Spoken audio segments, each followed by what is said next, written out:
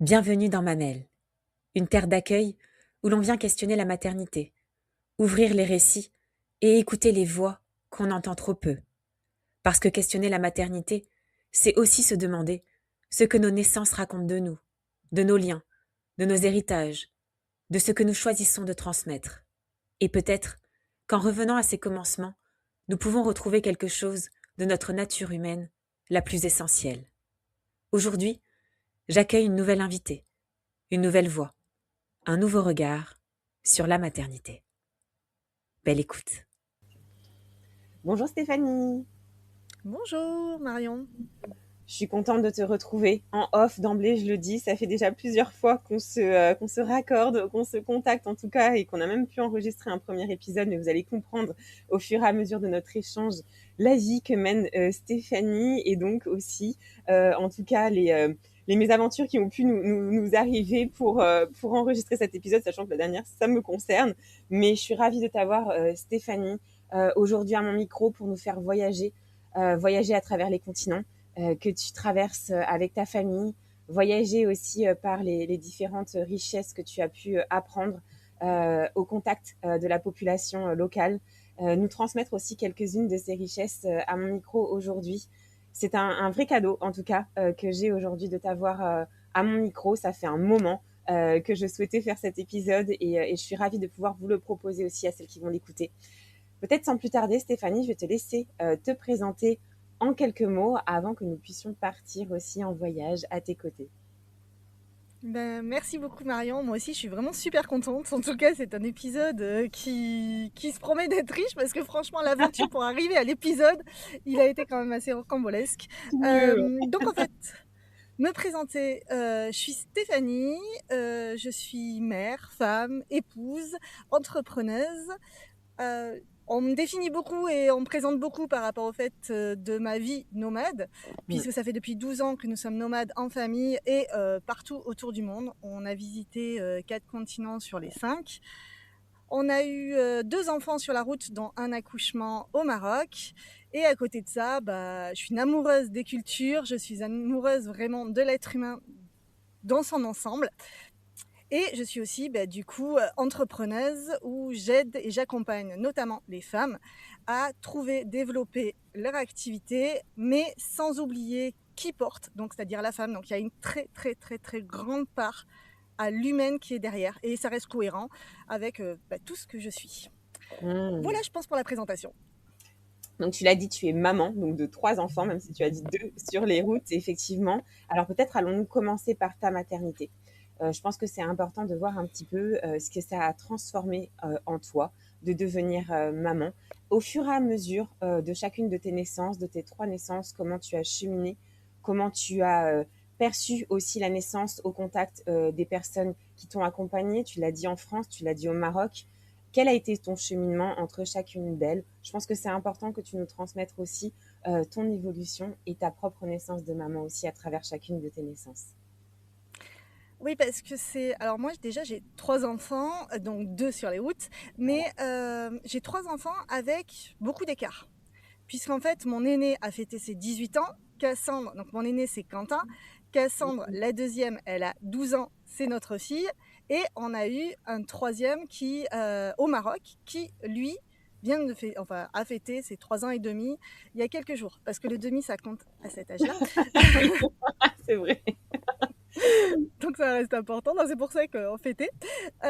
Et du coup, en fait, vu qu'il y a beaucoup d'écart, c'est vrai que j'ai dû replonger à chaque fois dans une certaine maternité. Donc ça reste important. Et parce qu'il y a des particularités et des différences très importantes dans chacune des naissances. Alors on va commencer par Quentin, par l'aîné, par celui qui m'a créée en tant que mère. Donc il faut savoir que j'étais dans une relation toxique pour Quentin, donc avec une personne qui était perverse, narcissique et où on a subi la violence conjugale avec Quentin. Donc en fait après on s'est même enfui avec Quentin pour nous sauver la vie. Mais du coup en fin de compte il y a une autre particularité, c'est que Quentin il est handicapé. Il a une hémiparésie parce qu'il a fait 3 infarctus à sa naissance. On l'a su à la 2e échographie qu'il avait une malformation cardiaque. Et à ce moment-là, on nous a laissé le choix, savoir si on allait continuer ou pas la grossesse, ou si on allait arrêter la grossesse, parce que par rapport à sa malformation, il était fort probable qu'il décède lors de l'accouchement et qu'on ne pouvait pas savoir. À ce moment-là, j'ai posé une simple question en fait au docteur. Je lui ai demandé, et s'il survit, est-ce qu'il va avoir des séquelles importantes? Est-ce que ça peut être une maladie comme par exemple des trisomies que nous pouvons avoir? Parce que c'est vrai que je préfère être honnête et je ne me sentais pas capable de pouvoir porter une telle pathologie. Donc c'est vrai que ça, par contre, je me serais réellement posé la question à ce moment-là. Les médecins nous ont dit que non, soit en fin de compte, il allait décéder, soit en théorie, il devait vivre sa vie sans aucune séquelle. Donc du coup, étant donné que c'était pile ou face et que j'étais enceinte à la 2e échographie, pour moi, la question ne se posait pas.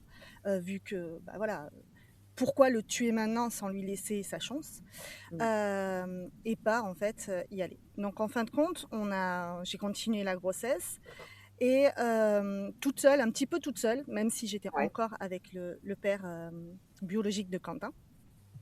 Et en fait, voilà, donc du coup, on est arrivé. Et au moment en fait de l'accouchement, on s'est rendu compte que c'était beaucoup plus grave qu'il n'y paraissait. Et en fin de compte, il a fait des infarctus lors de sa naissance en fait. Et voilà. Et l'accouchement, c'était pas super bien passé. On m'avait demandé on voulait me déclencher. Bon, le déroulement se faisait. Et au moment où, en fin de compte, j'avais 24 heures pour arriver à accoucher. Et si dans les 24 heures, je n'arrivais pas à accoucher, il fallait que j'ai une césarienne pour qu'on puisse l'opérer directement, puisqu'en fin de compte, il pouvait pas. Il avait la aorte à la place de l'artère pulmonaire, donc en fait, il n'aurait pas pu respirer. Donc il se serait étouffé directement. En fait. C'est pour ça qu'il fallait que l'équipe médicale soit là et qu'il y ait une opération directement à la sortie.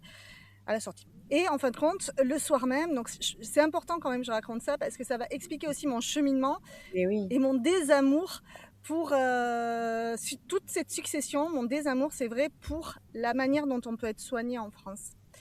Et du coup, toutes les découvertes que j'ai pu faire après, culturellement parlant, dans les autres pays. Et du coup, en fait, au bout d'un moment, quelques heures après que je sois, où on m'avait fait des perfusions pour essayer de déclencher, etc., on me dit qu'on coupe tout, on vient dans ma salle, on m'explique pas trop, je vois qu'on est en train de tout couper, que c'est énervé, etc. Je demande du coup qu'est-ce qui est en train de se passer, pourquoi on m'enlève les perfusions alors que j'étais censée les avoir toute la nuit. Et là, la personne me dit, vous ne devez plus accoucher. Vous ne devez plus accoucher, les chirurgiens pour pouvoir opérer votre enfant doivent partir pour une urgence, donc il ne faut surtout pas que vous accouchiez maintenant, donc on arrête tout le process qui était déjà commencé depuis plusieurs heures. Et du coup, là, je panique. Je panique parce que je fais, mais attendez, expliquez-moi, ça veut dire qu'il se passe quoi si j'accouche en fait cette nuit? Elle me fait, non, mais il ne faut pas que vous accouchiez. Et là, elle voit que je commence un petit peu à paniquer, puisque j'étais quand même raccordée au niveau du cœur, où en fait, il voit que j'étais en train de commencer à paniquer. Et là, elle me dit, bon, mais maintenant, il faut que vous vous calmiez, madame. Là, on n'a pas le temps de s'occuper de vous. Vous vous calmez, on ne peut pas. Et donc, je panique. Je fais, oui, mais attendez, mais expliquez-moi, mais si j'accouche là, elle dit, mais il ne faut pas que vous accouchiez. Je fais, oui, mais je ne peux pas le contrôler si j'accouche cette nuit. Qu'est-ce qui se passe? Comment ça va se passer, etc. Et elle me dit, écoutez, moi, j'ai pas de médecin pour vous cette nuit, donc vous ne pourrez pas accoucher cette nuit. Et donc là, je trouve ça hyper hallucinant. Je me dis, mais c'est pas possible. Et donc, je panique. Elle me fait, écoutez, madame, arrêtez de paniquer. Vous êtes en train de faire accélérer le cœur du bébé. Si vous continuez comme ça, le bébé va mourir. Et donc là, tu vois, il y a eu le discours hyper culpabilisant que eux prennent une décision sans me demander et sont en train de me foutre la faute sur la figure, en fait. Et donc, je fais, écoutez, je peux pas là, je peux pas, je comprends pas, arrêtez quoi. Et là, en fin de compte, elle voit que le cœur de Quentin est en train de s'emballer et donc qu'on était en train de possiblement peut-être perdre Quentin à ce moment-là. Et du coup, elle part, elle sort et en fait, elle hurle dans le couloir, retenez les chirurgiens, on est en train de perdre le bébé, il faut tout de suite qu'on la fasse accoucher. Et donc là, mais je suis là, mais mon Dieu! Et là, tout d'un coup, j'entends du bruit. Elle revient, elle me dit, bon, je vous prépare, on monte au bloc, c'est la césarienne maintenant. Donc, déjà, tu vois, c'était, on essaye de vous faire accoucher. Moi, qui étais quand même retenue sur le fait d'essayer à me dire, allez, ça va le faire, on va avoir un accouchement naturel, enfin, on va avoir un accouchement par voie basse. Et pas une césarienne. Et là, je me dis, bon, mais c'est bon, quoi, quelques heures après, parce que ceci, parce que cela, tu vois, le temps de préparation, même si je savais que c'était possible, il a volé en éclats, en fait, à ce moment-là.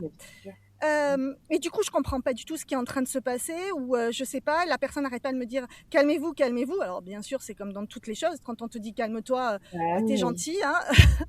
Donc en fait, c'était difficile, j'étais toute seule.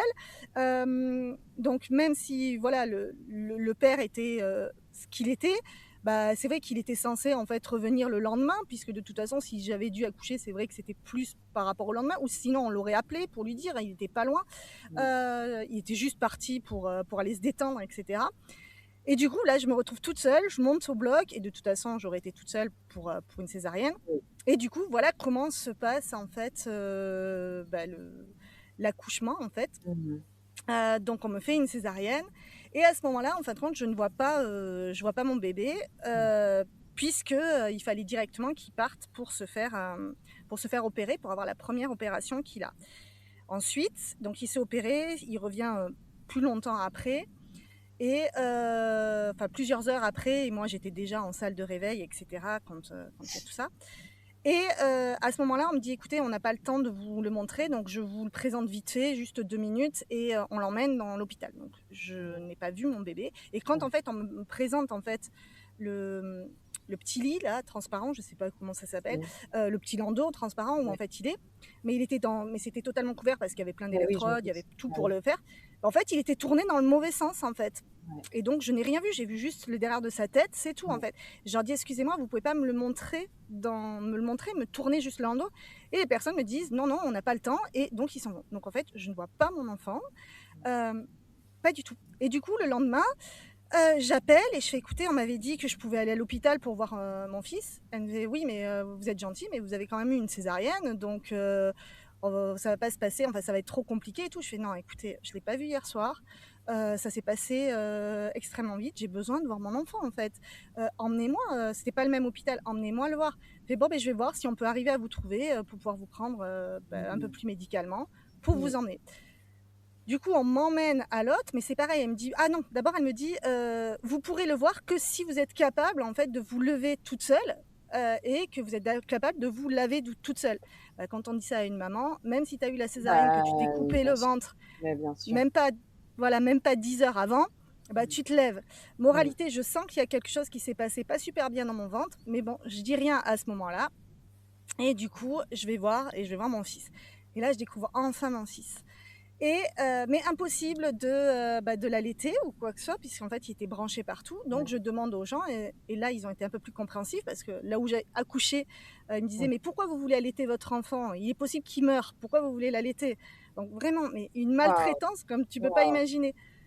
Et du coup, je fais non mais moi je veux vraiment en fait allaiter mon enfant, j'ai pas décidé tout le reste, je veux vraiment l'allaiter. Quand j'arrive à cet hôpital, donc ça veut dire qu'il s'est passé quand même 10 heures, je vais excusez-moi, est-ce que vous pouvez arriver à me trouver un tire-lait ou quelque chose s'il vous plaît? Je veux vraiment allaiter mon enfant.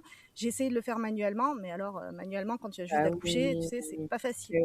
Et là la femme a été assez gentille, et en fin de compte, elle m'a trouvé un système de tire-lait. Elle me dit par contre vous êtes obligé de le laisser ici. Je dis c'est pas grave, je tirerai mon lait tous les jours, etc. Et donc ici, et donc voilà, donc j'ai pu commencer à ce moment-là. J'ai vu mon fils, mais je pouvais pas le toucher parce qu'il avait de l'hypersensibilité de la peau. Donc c'est vrai qu'un début de vie qui était extrêmement compliqué. Je retourne en fait à l'hôpital à la fin de la journée, et à ce moment-là, au pied de mon lit, il y a un landau vide. Et j'appelle les infirmières et je leur demande qu'est-ce que c'est. Et elle me fait c'est un landau pour votre bébé. Et je fais mais mon bébé va pas revenir parce qu'il va rester à son hôpital plus longtemps que moi, je vais rester à l'hôpital ici. Elle me fait c'est pas grave, ça sera pour la prochaine maman. Donc du coup, moi, ne sachant pas si mon fils allait survivre, pendant les 4 jours que j'étais à l'hôpital, j'ai eu un landau vide au pied du lit. Donc voilà ma première en fait expérience de naissance, qui était quand même assez compliquée. À l'hôpital aussi, au bout d'un moment, parce que j'ai insisté, ils m'ont donné un système qui était dans les murs en fait pour pouvoir tirer mon lait. Mais elle m'a pas expliqué qu'il y avait un système pour pouvoir en fait être plus ou moins fort, et il était réglé sur le plus fort. Moralité, quand j'ai mis le dispositif, c'était en train de m'arracher littéralement en fait les tétons. Et j'ai eu la chance merveilleuse en fait, je pleurais parce que j'avais hyper mal et qu'il fallait que je tire mon lait pour pouvoir activer tout ça, d'avoir une femme de la lèche-lit qui passe dans les couloirs. Elle m'entend pleurer, frappe à la porte, elle me dit « Je suis désolée, je vous entends pleurer, qu'est-ce qui se passe ?» Et je lui explique et je lui envoie tout dans la figure, ce pauvre madame. Et là, elle me touche les bras et puis elle me dit « Vous en faites pas, je vais m'occuper de vous. Est-ce que vous avez du labello, quelque chose comme ça autour de vous ?»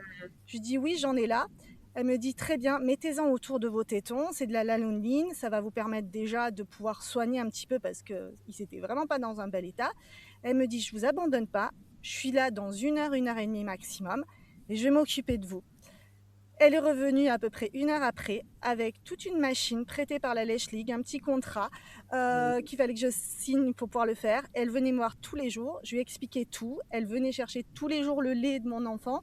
Et à la fin, parce que j'ai allaité pendant 3 ans et demi, et à la fin, j'ai eu un joli diplôme comme quoi j'avais donné 45 litres de lait à la Lèche League pour pouvoir aider les enfants qui en avaient besoin. Donc voilà, mais cette femme, en fait, a été la seule humanité que j'ai eue à l'hôpital. Et ça, voilà, c'était important. Enfin, encore heureux qu'elle a été là pour, en fait, m'aider à ce moment-là. Donc du coup, j'ai été propulsée en fait dans la maternité d'une façon un peu compliquée, où en fait, je me suis retrouvée avec un enfant qui était plus un patient qu'un enfant, qui a été rythmé par tous ses soins, etc. Donc en fin de compte, on s'est construit là-dedans avec Quentin dans un sentiment en fait de survie. D'autant plus qu'en fin de compte, on avait aussi du coup la famille qui était dysfonctionnelle avec son père qui lui... C'est ce que j'allais dire en parallèle, ouais. Ça avait tout exacerbé parce que c'était pas du tout l'enfant fantasmé, c'était pas du tout ça. Donc c'est vrai que tous les travers ont été vraiment... Enfin, on est passé sur des moments très conflictuels, sur, c'est vrai, une relation toxique qu'on pouvait avoir et que je me rendais pas compte à ce moment-là, qu'en fin de compte, il y avait ce rapport en fait de perversité narcissique, etc. Je m'en étais pas rendu compte. Mais là, par contre, ça a explosé au grand jour. Et du coup, ça a été le début de la descente aux enfers et de tout ce qui était en fait maltraitance physique, verbale, morale, etc. qu'on a pu subir. Et du coup, en fin de compte, ça nous a permis avec Quentin, enfin moi, à faire vraiment très bloc et à créer vraiment une relation beaucoup plus proche, puisqu'en fin de compte, petit à petit, ça a déclenché tout ce qu'on est en tant que femme de protection autour de Quentin. Et du coup, petit à petit, c'est ça aussi, je pense, qui a donné la force, que quand j'ai commencé à comprendre que là, c'était irrécupérable, quand il a eu un geste, le seul geste qu'il a eu envers Quentin, à ce moment-là, j'ai la lionne qui est sortie, j'ai eu une force décuplée qui est arrivée, je l'ai extrait, mais totalement en fait, de tout l'appartement, je l'ai jeté dehors, le père, à ce moment-là, vraiment. Et en toute honnêteté, je pourrais comprendre à ce moment-là les mères qui pourraient avoir des gestes déplacés par rapport au père, parce que en toute honnêteté, moi, il m'avait déjà frappé, on avait déjà vécu beaucoup de choses et je les avais supportées. Mais quand j'ai vu qu'en fin de compte, il avait porté la main sur mon fils, à ce moment-là, si sur le chemin entre la chambre de Quentin et la porte d'entrée, il y avait eu une arme, un couteau, n'importe quoi, je pense qu'à ce moment-là, j'aurais été capable de le poignarder pour le sortir. Et vraiment, c'est à ce moment-là, le déclic de protection de son enfant, c'est quelque chose qui est même automatique et qui n'est pas quelque chose de raisonné. Mais là, je savais en quoi il était capable par rapport à moi, je savais la douleur qu'il pouvait avoir, et savoir qu'il était dans l'intention de le faire sur mon enfant a été totalement un moment où en fin de compte ma force a été décuplée.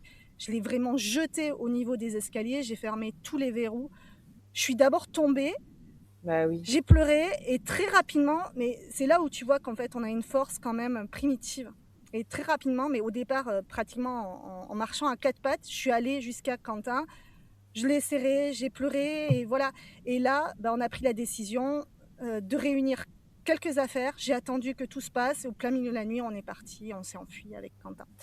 Donc voilà, donc ça c'est la première maternité. Et là, Quentin, il avait 2 ans. Donc en fait, ça a apporté une dimension à ma maternité que je n'aurais pas pu avoir avec un enfant normal, qui n'aurait pas eu de problème de santé, qui n'aurait pas eu ce vécu-là, etc.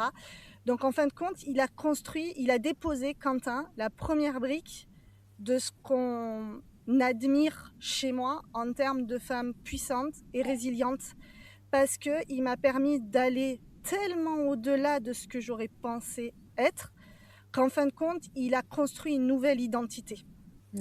Donc, bien sûr, évidemment, et ça, je veux pas romantiser comme certains peuvent faire, pas les femmes, mais certaines personnes qui veulent relater en fait certaines histoires ont tendance à romantiser les problèmes de santé, les violences conjugales ou des choses comme ça. Je veux pas romantiser parce que si c'était à refaire, mais sans aucun doute, malgré que j'adore ma vie aujourd'hui, malgré tout ça, je ne voudrais pas revivre ce qu'on a vécu, ni pour Quentin, ni pour moi, etc. Donc si j'avais pu en fait avoir quand même une maternité normale au départ, je préférerais quand même cette option-là, même si j'aime d'amour véritable et mon fils et d'amour véritable la femme que je suis.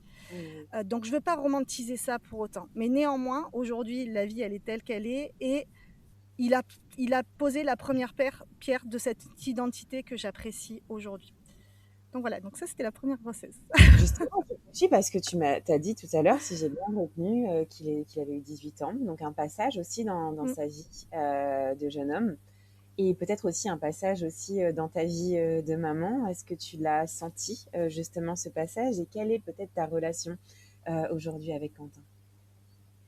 Alors, c'est super intéressant que tu poses cette question parce que c'est vrai que moi, j'avance pas forcément dans le futur.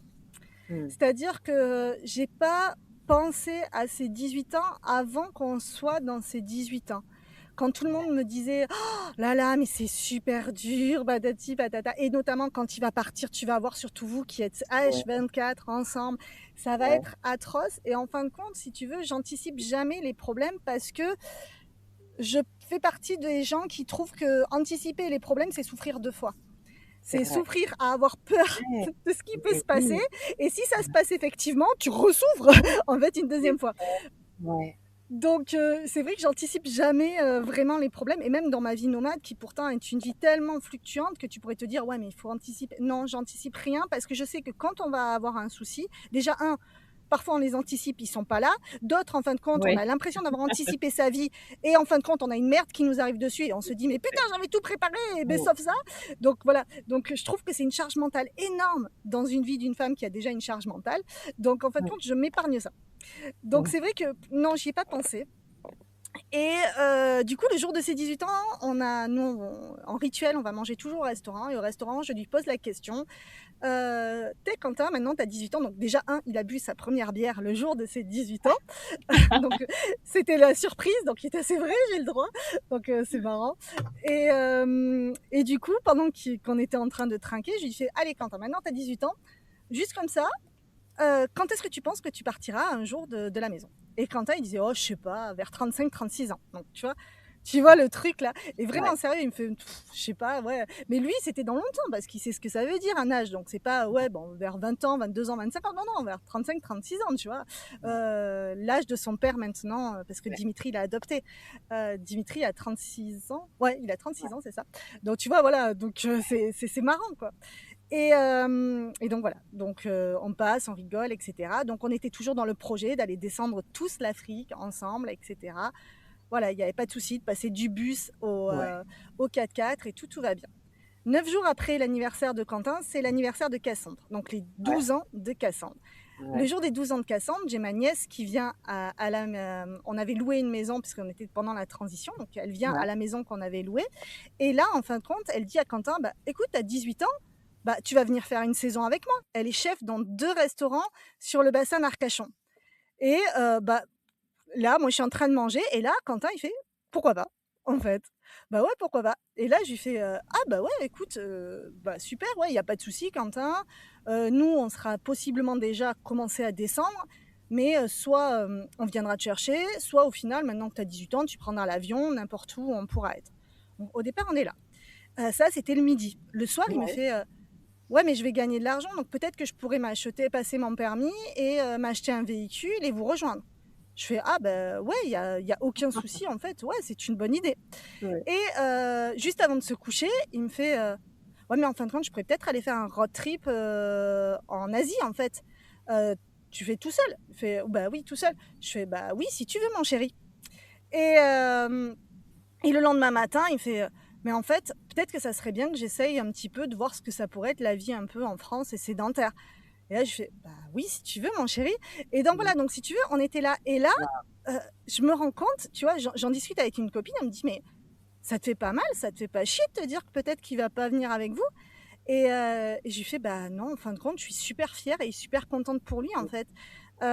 Oui, j'ai passé H24 avec lui, mais en fin de compte, je te jure, je t'assure, à ce moment-là, j'avais que en fait de la joie pour lui de me rendre compte que c'était pas si déconnant la vie qu'on lui a menée et l'éducation qu'on lui a donnée, parce qu'en fin de compte, il voyait que tout le monde était possible et que tout était possible et qu'il savait aussi que ses parents allaient être derrière pour tout en fait.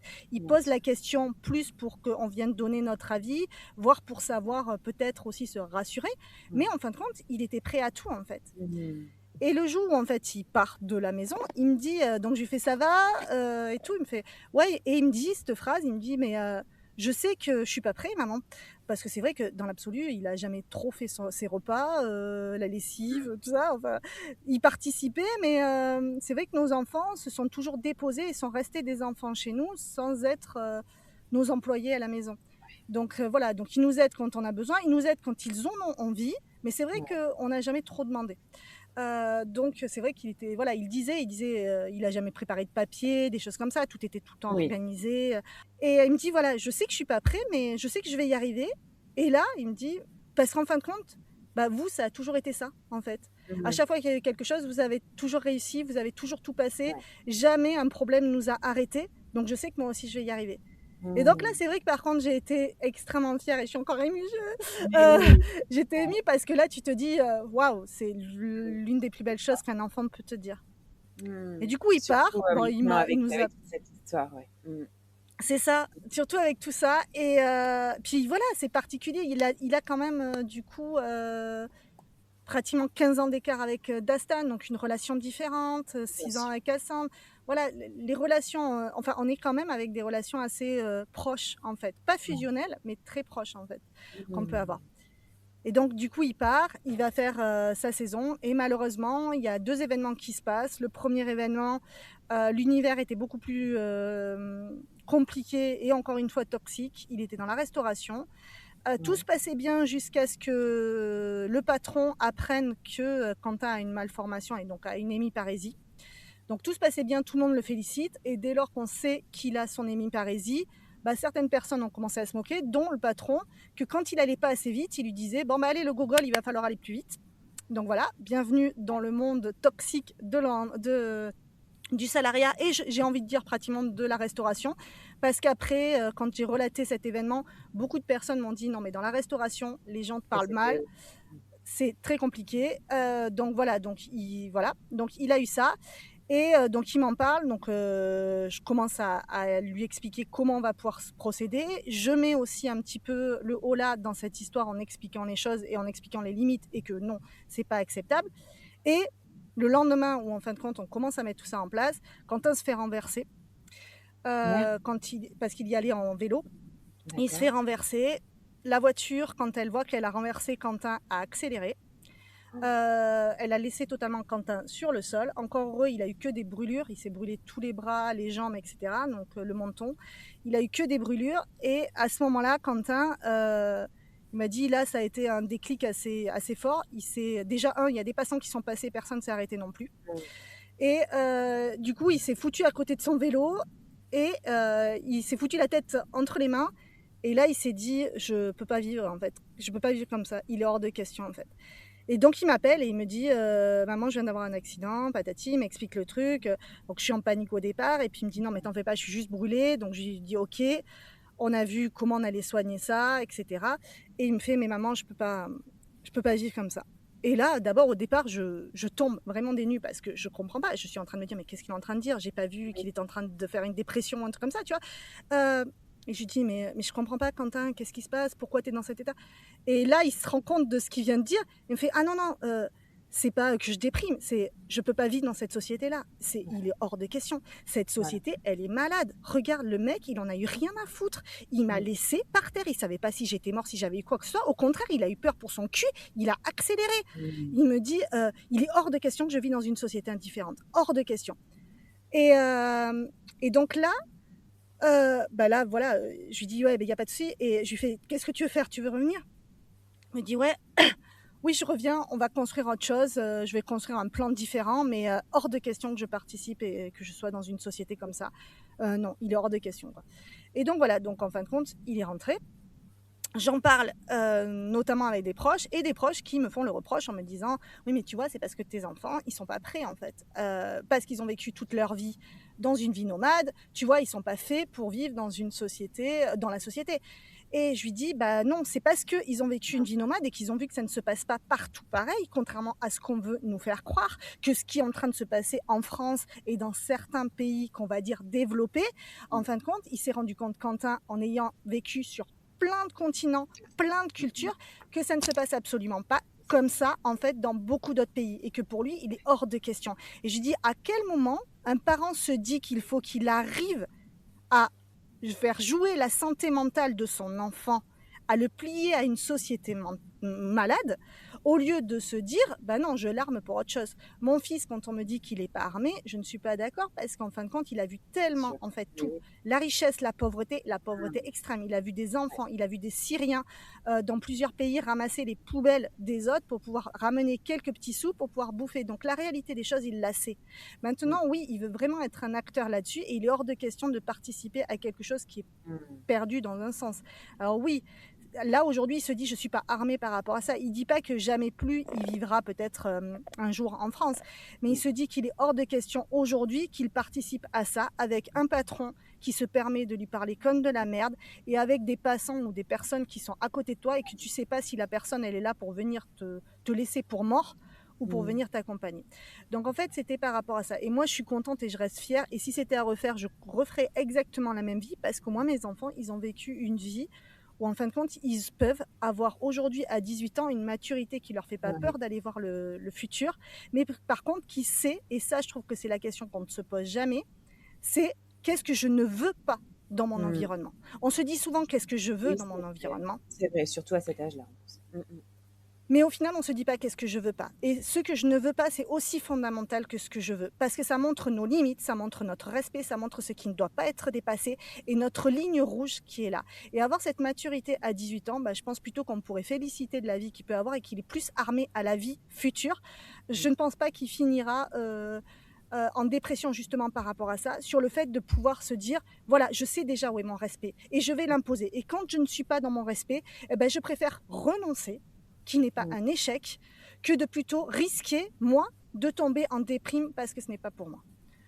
Donc finalement, j'ai répondu entre guillemets, mais on a une relation qui est très respectueuse en fait. Et ces 18 ans a juste marqué le pas que j'ai plus dans ma tête un rôle d'instruction et que je n'ai plus qu'un rôle en fait d'égal à égal. Enfin, j'étais pas si je fais pas partie de ceux qui disent qu'on est exactement l'égal à égal parce qu'on a quand même un rôle d'instruction je trouve avec nos enfants mais aussi de sécurisation de nos enfants. Donc c'est vrai qu'on peut pas dire qu'on était à égalité avec nos enfants avant quand en fait on doit les sécuriser etc. Maintenant jamais je les prends de haut et au contraire on essaie de les accompagner vers leur autonomie. Donc voilà, donc c'est la seule vraie différence. Ok, eh bien là déjà on est bien rentré dans la matière avec ta première naissance, effectivement, et je pense que c'était important que tu puisses déposer tout ça, parce que je pense qu'il y en a beaucoup, en tout cas de par ton vécu aussi, quand tu as parlé justement de ces violences conjugales qui en tout cas ici en France sont un peu sous le feu des projecteurs en ce moment aussi, je pense que c'est important de libérer la parole aussi par rapport à cela, et tu en parles avec beaucoup de sagesse et de justesse, donc merci en tout cas Stéphanie aussi de pouvoir partager cela, et peut-être que ça pourra faire écho aussi chez d'autres mamans qui vivent malheureusement aussi cela dans leur foyer, dans l'ombre. Donc merci déjà pour ça, parce que c'est pas un exercice qui est forcément évident pour tout le monde non plus. Peut-être on va continuer Stéphanie avec ta deuxième et ta troisième naissance de maman. Donc si j'ai bien suivi, ta deuxième naissance de maman en France également, et la dernière de ton petit de 3 ans et demi au Maroc. Qu'est-ce que tu pourrais nous dire justement sur ces deux autres naissances, avec aussi cet écart d'âge et aussi ce changement de pays et de culture et peut-être d'approche et de vision de la naissance?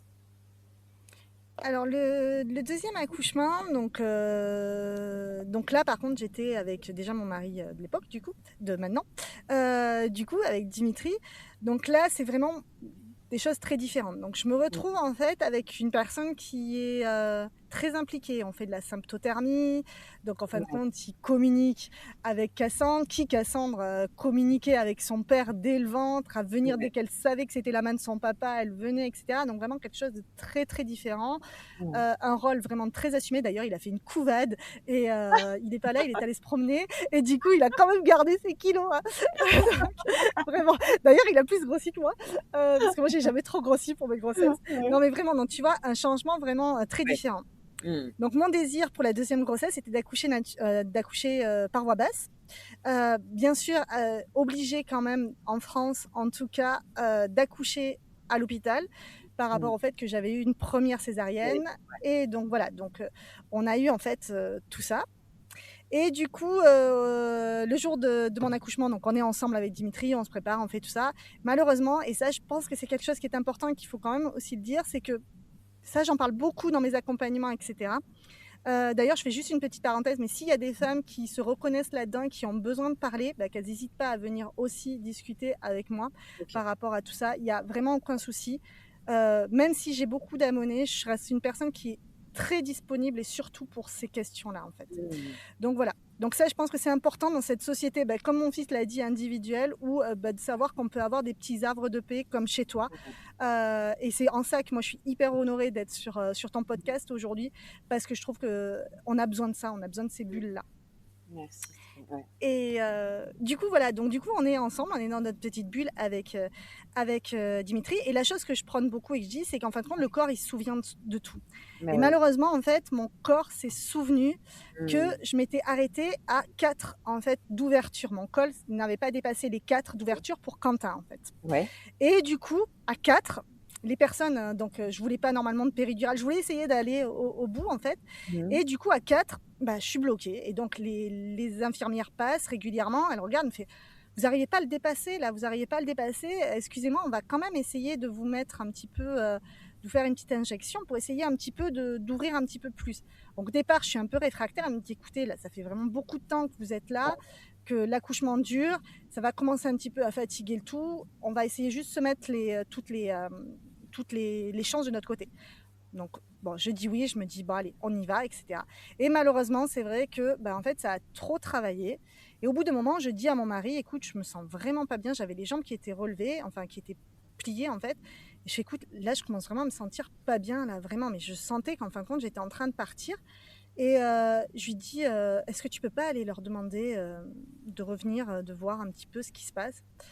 Et là, en fait, quand elles arrivent, qu'elles soulèvent le drap, et là, je vois mon mari qui devient blanc, qui tombe sur la chaise. La femme, pareil encore, qui hurle. Et en fin de compte, je ne comprends pas au départ ce qui se passe. Et très rapidement, en fait, c'est un film qui est en train de se dérouler. J'étais en train de faire une hémorragie. J'avais la cicatrice de ma césarienne qui avait cédé, en fait. Donc là, on était en train de mourir en fait, et moi à cause de ça j'allais entraîner en fait Cassandre. Donc Dimitri lui a tout vu, il me dit c'était horrible, il y avait du sang, vu que j'avais les jambes relevées si tu veux, on n'avait pas vu sur le dessus, donc c'était tout le bas qui était dit c'était incroyable. Il me dit là j'avais vraiment l'impression que tu n'avais déjà plus rien quoi, tellement tu vois ça c'est incroyable comme ça s'évapore, pas s'évapore mais ça se passe quoi. Et là c'est un film en fait qui se passe rapidement, mais je sais même pas en 1 minute en fin de compte, je me retrouve avec un mec, donc on me transfère sur un brancard, tu sais comme ils font là, on me transfère sur le brancard et là j'ai un mec qui est à califourchon sur moi en fait et qui me dit excusez-moi madame, je suis votre anesthésiste, je dois tout de suite vous injecter. Donc là on est déjà en train de partir, hein. Donc le brancard est déjà en train de partir vers la salle, hein. Et le mec est en train de m'expliquer ça. Je suis en train de vous endormir directement, je suis vraiment désolée, vous n'allez pas avoir le temps d'avoir de l'anesthésie qui va être totale, donc vous allez sentir. Et là, moi, je suis en train de me dire, je vais sentir quoi? Et donc, mais je dis rien, je ferme ma gueule parce que je me dis, c'est bon, le premier accouchement, voilà. Je vais pas poser de questions parce que j'ai compris que là, c'était extrêmement grave ce qui est en train de se passer. Donc, je dis rien, je fais, ok, il n'y a pas de souci, vous en faites pas. Histoire de le rassurer, faites votre boulot, je gère. Oui, pas du tout, mais je gère. Tu vois, c'est ça. Tu vois, on en rigole, mais on mesure quand même l'intensité de la situation. Quand même. C'est incroyable. Et donc, du coup, le chirurgien, l'obstétricien me prévient, il me dit, bon, mais madame, ça y est, là, je vais ouvrir. Et donc là, Je sais que je gère super bien la douleur, donc intérieurement, je ferme les yeux, j'essaye de calmer comme il faut, mais c'est vrai que j'avais grandi aussi, c'est 6 ans après, Oui, il y a plein c'est de ça. choses qui sont arrivées. Et oui, Et en fin de compte, je sens comme si tu te coupes avec une feuille, en fait. ok. Tu vois, tu sens une petite... Et là, je me dis, mais c'est ça? Bon, je me dis, bon, ça va, alors ça gère. Par contre, je sens tout ce qui se passe dans mon ventre. Je sens que Ouais. ça bouge, je sens tout ça. Et là, tu as l'anesthésiste à côté qui me dit, je vais vous passer un glaçon et il faut que vous me dites quand vous sentez le glaçon. Je fais, ok, il n'y a pas de souci. Et donc, j'attends. Enfin, il me dit, mais vous sentez pas? Non, je sens pas. Vous sentez pas? Non, je sens pas. Vous sentez pas? Non, je sens pas. Et là, il fait, bon, il faut vite que tu arrives à trouver et que tu arrêtes l'hémorragie parce que là, il faut que je réveille madame. C'est en train de venir sur les poumons. Il faut que j'arrête tout. Si j'arrête pas l'anesthésie maintenant, elle ne pourra plus respirer. Et là, tu te dis, mais c'est pas possible. Vraiment, là, de te le raconter, c'est vrai que de raconter les deux d'affilée, Mais je ouais, suis désolée, oui, j'en rigole oui, parce que tu te dis, oui, mais oui. qu'est-ce que c'est que ce truc en fait? Et donc là, tu sens qu'il y a un stress très maîtrisé et que assez rapidement, en fin de compte, voilà, elle dit bon, mais ça y est, c'est bon. Donc lui, il fait ok, super. Et donc du coup, en fait, il arrête tout, ça peut se passer, etc. et tout. Mais bon, ça reste encore un deuxième accouchement assez compliqué. À ce moment-là, donc nous, on n'avait pas voulu savoir le sexe de Cassandre. À ce moment-là, il me dit bon, mais maintenant on peut sortir vraiment l'enfant parce que d'abord, en fait, ils avaient ouvert, mais ils étaient en train de s'occuper d'abord de l'hémorragie avant d'arrêter réellement l'accouchement ou réaliser la naissance, on va dire. Et à ce moment-là, en fait, dès qu'en fait la naissance arrive, ils font baisser le champ et là, ils me disent bon, ben madame, qu'est-ce que c'est alors? Et là, du coup, je vois les petites fesses de ma fille et je vois que c'est en fait une fille en fait. Et donc il me dit bon, on vous la prépare un petit peu, on vous l'emmène. Donc je suis super contente. Ouais. Et à ce moment-là, ils viennent pour me la porter et je me sens pas capable. En fait, je suis épuisée. Là, franchement, Ah, je tu suis m'étonnes. épuisée. Oui, Tu vois, l'adrénaline et tout ça. tu Et m'étonnes. donc elle me fait, est-ce qu'on vous le met pour le, enfin, je vous le donne pour le pot à pot. Et je lui dis, je suis désolée, je peux pas là tout de suite. Et comme je savais que j'étais en sécurité avec mon mari, je lui fais, écoutez, est-ce que vous pouvez la porter d'abord à mon mari? Quand je vais être en salle de réveil, par contre, vous me la Ouais. portez tout de suite pour qu'on puisse la mettre au sein. Mais par contre, vous lui dites pas que c'est une fille. Dites-lui de changer dites-lui de changer la couche et il va découvrir comme ça, c'est parce qu'on voulait le découvrir ensemble. Ouais. Comme ça sera comme ça qu'il va découvrir. Et donc, il y a eu un gros stress à ce moment-là. Donc, la puéricultrice avec le bébé, elle part le porter. Donc, il faut quand même lui dire qu'elle a porté quand même le fait qu'il était possible que la mère, elle meure. Enfin, il était possible d'avoir quelque chose. Donc, elle a vécu quelque chose, la puéricultrice, de très dur aussi, même si c'est une infirmière. Ouais. Elle arrive à mon mari. Donc, elle arrive avec le bébé. Mon mari, tout de suite, donc elle lui porte. Elle lui fait, écoutez...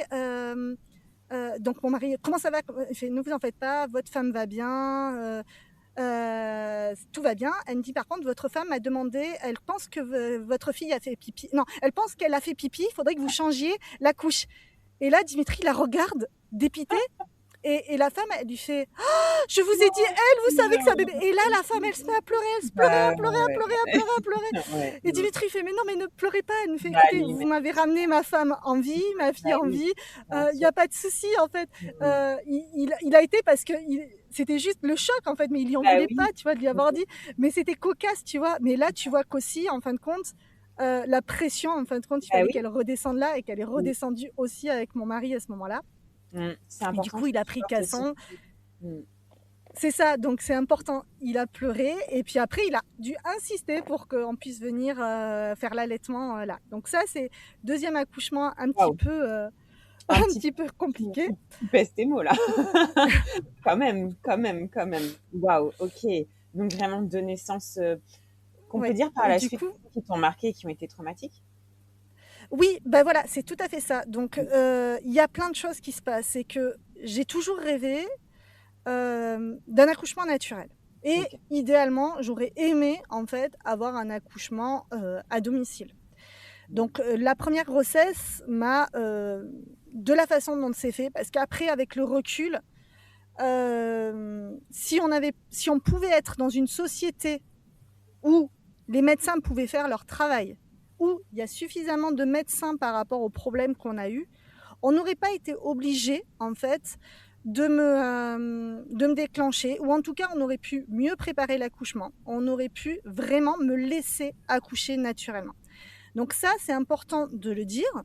Ce n'est pas la faute individuelle d'un individu sur l'accouchement. Après, il y a eu des fautes dysfonctionnelles, notamment par rapport à la maltraitance, sûrement parce que les femmes sont dépassées, de me laisser un landau vide, de ne pas vouloir m'accompagner sur l'allaitement, parce qu'en France, l'allaitement, même dans le milieu médical, et ça, il faut quand même le dire et le dénoncer, c'est souvent décrié. Il y a beaucoup trop de personnes qui font leur propre opinion au-delà des recommandations médicales pour le bien-être et mental et physique et de santé d'un enfant et émotionnel d'un enfant. Donc ça reste important de le dire. Mais par rapport à l'accouchement en lui-même, ce qui a été, c'est qu'on a un dysfonctionnement de moyens aujourd'hui et d'humains, en fait. Si on avait pu me laisser accoucher naturellement, j'aurais accouché naturellement à un moment. Si j'avais pu accoucher naturellement pour mon premier enfant, j'aurais certainement accouché naturellement pour ma seconde enfant, puisque mon corps s'est souvenu du traumatisme de la première grossesse. Et je n'aurais pas eu une hémorragie et j'aurais pu vivre quelque chose. Donc voilà, donc je suis dans ce contexte. Néanmoins, on décide quand même de faire un troisième enfant qui est compliqué à venir. Ce troisième enfant, j'ai vécu 6 fausses couches parce que j'ai de l'endométriose. Donc normalement, déjà, c'est important quand même de faire une parenthèse sur l'endométriose. En France, on me disait que par rapport à j'ai eu des opérations par rapport à mon endométriose. J'ai pas une petite, enfin, j'ai pas quelque chose, j'ai vraiment une grosse endométriose. Et donc on me disait, vous n'arriverez jamais à avoir un enfant, il faudra passer par une fécondation in vitro, et c'est même pas dit que ça puisse, puisqu'en fait le problème de l'endométriose, c'est aussi le fait d'avoir l'implantation dans ta muqueuse, en fait. C'est ça qui empêche en fait de pouvoir vraiment avoir une grossesse. Donc en France, on était en train de me dire, c'est fini en fait. De toute façon, voilà, vous avez 2 enfants, vous avez une fille et un garçon, c'est tout ce qui symbolise la famille, etc. Patati patata. Donc vous n'aurez pas, vous n'allez pas y aller. C'est ça. Donc vous n'aurez pas en fait. Et donc j'arrive en Turquie et parce qu'après, pendant longtemps après, donc ça a été du coup 3 ans à peu près après la naissance de Cassandre, où on a voulu faire un enfant. Donc je continuais parfois quand on revenait en France à faire mes soins, etc. Et à partir de là, vraiment j'ai volé vraiment tout en éclats parce qu'on commençait déjà à faire les soins de mon fils à l'étranger. Et on avait déjà trouvé qu'il y avait beaucoup de choses qui étaient vraiment beaucoup plus agréables. Donc du coup, j'arrive en Turquie et au médecin, je discute avec lui et je lui parle de mon deuil de cette 3e grossesse.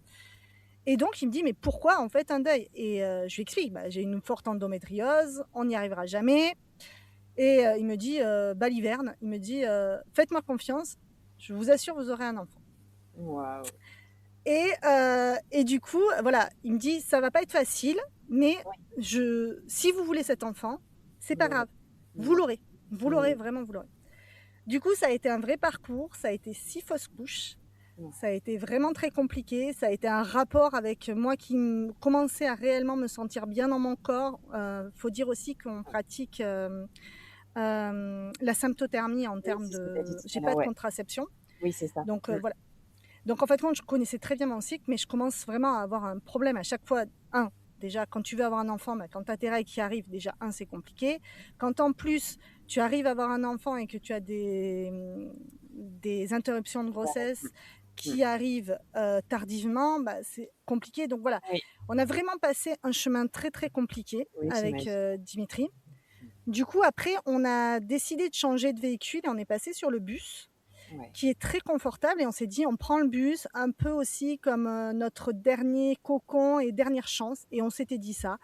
On part vraiment sur ce principe-là que voilà, c'est un peu les derniers, si on n'arrive vraiment pas alors que tout est serein, qu'on a le confort, etc., peut-être qu'en fin de compte, il faudra qu'on essaye pour notre santé mentale de passer à autre chose.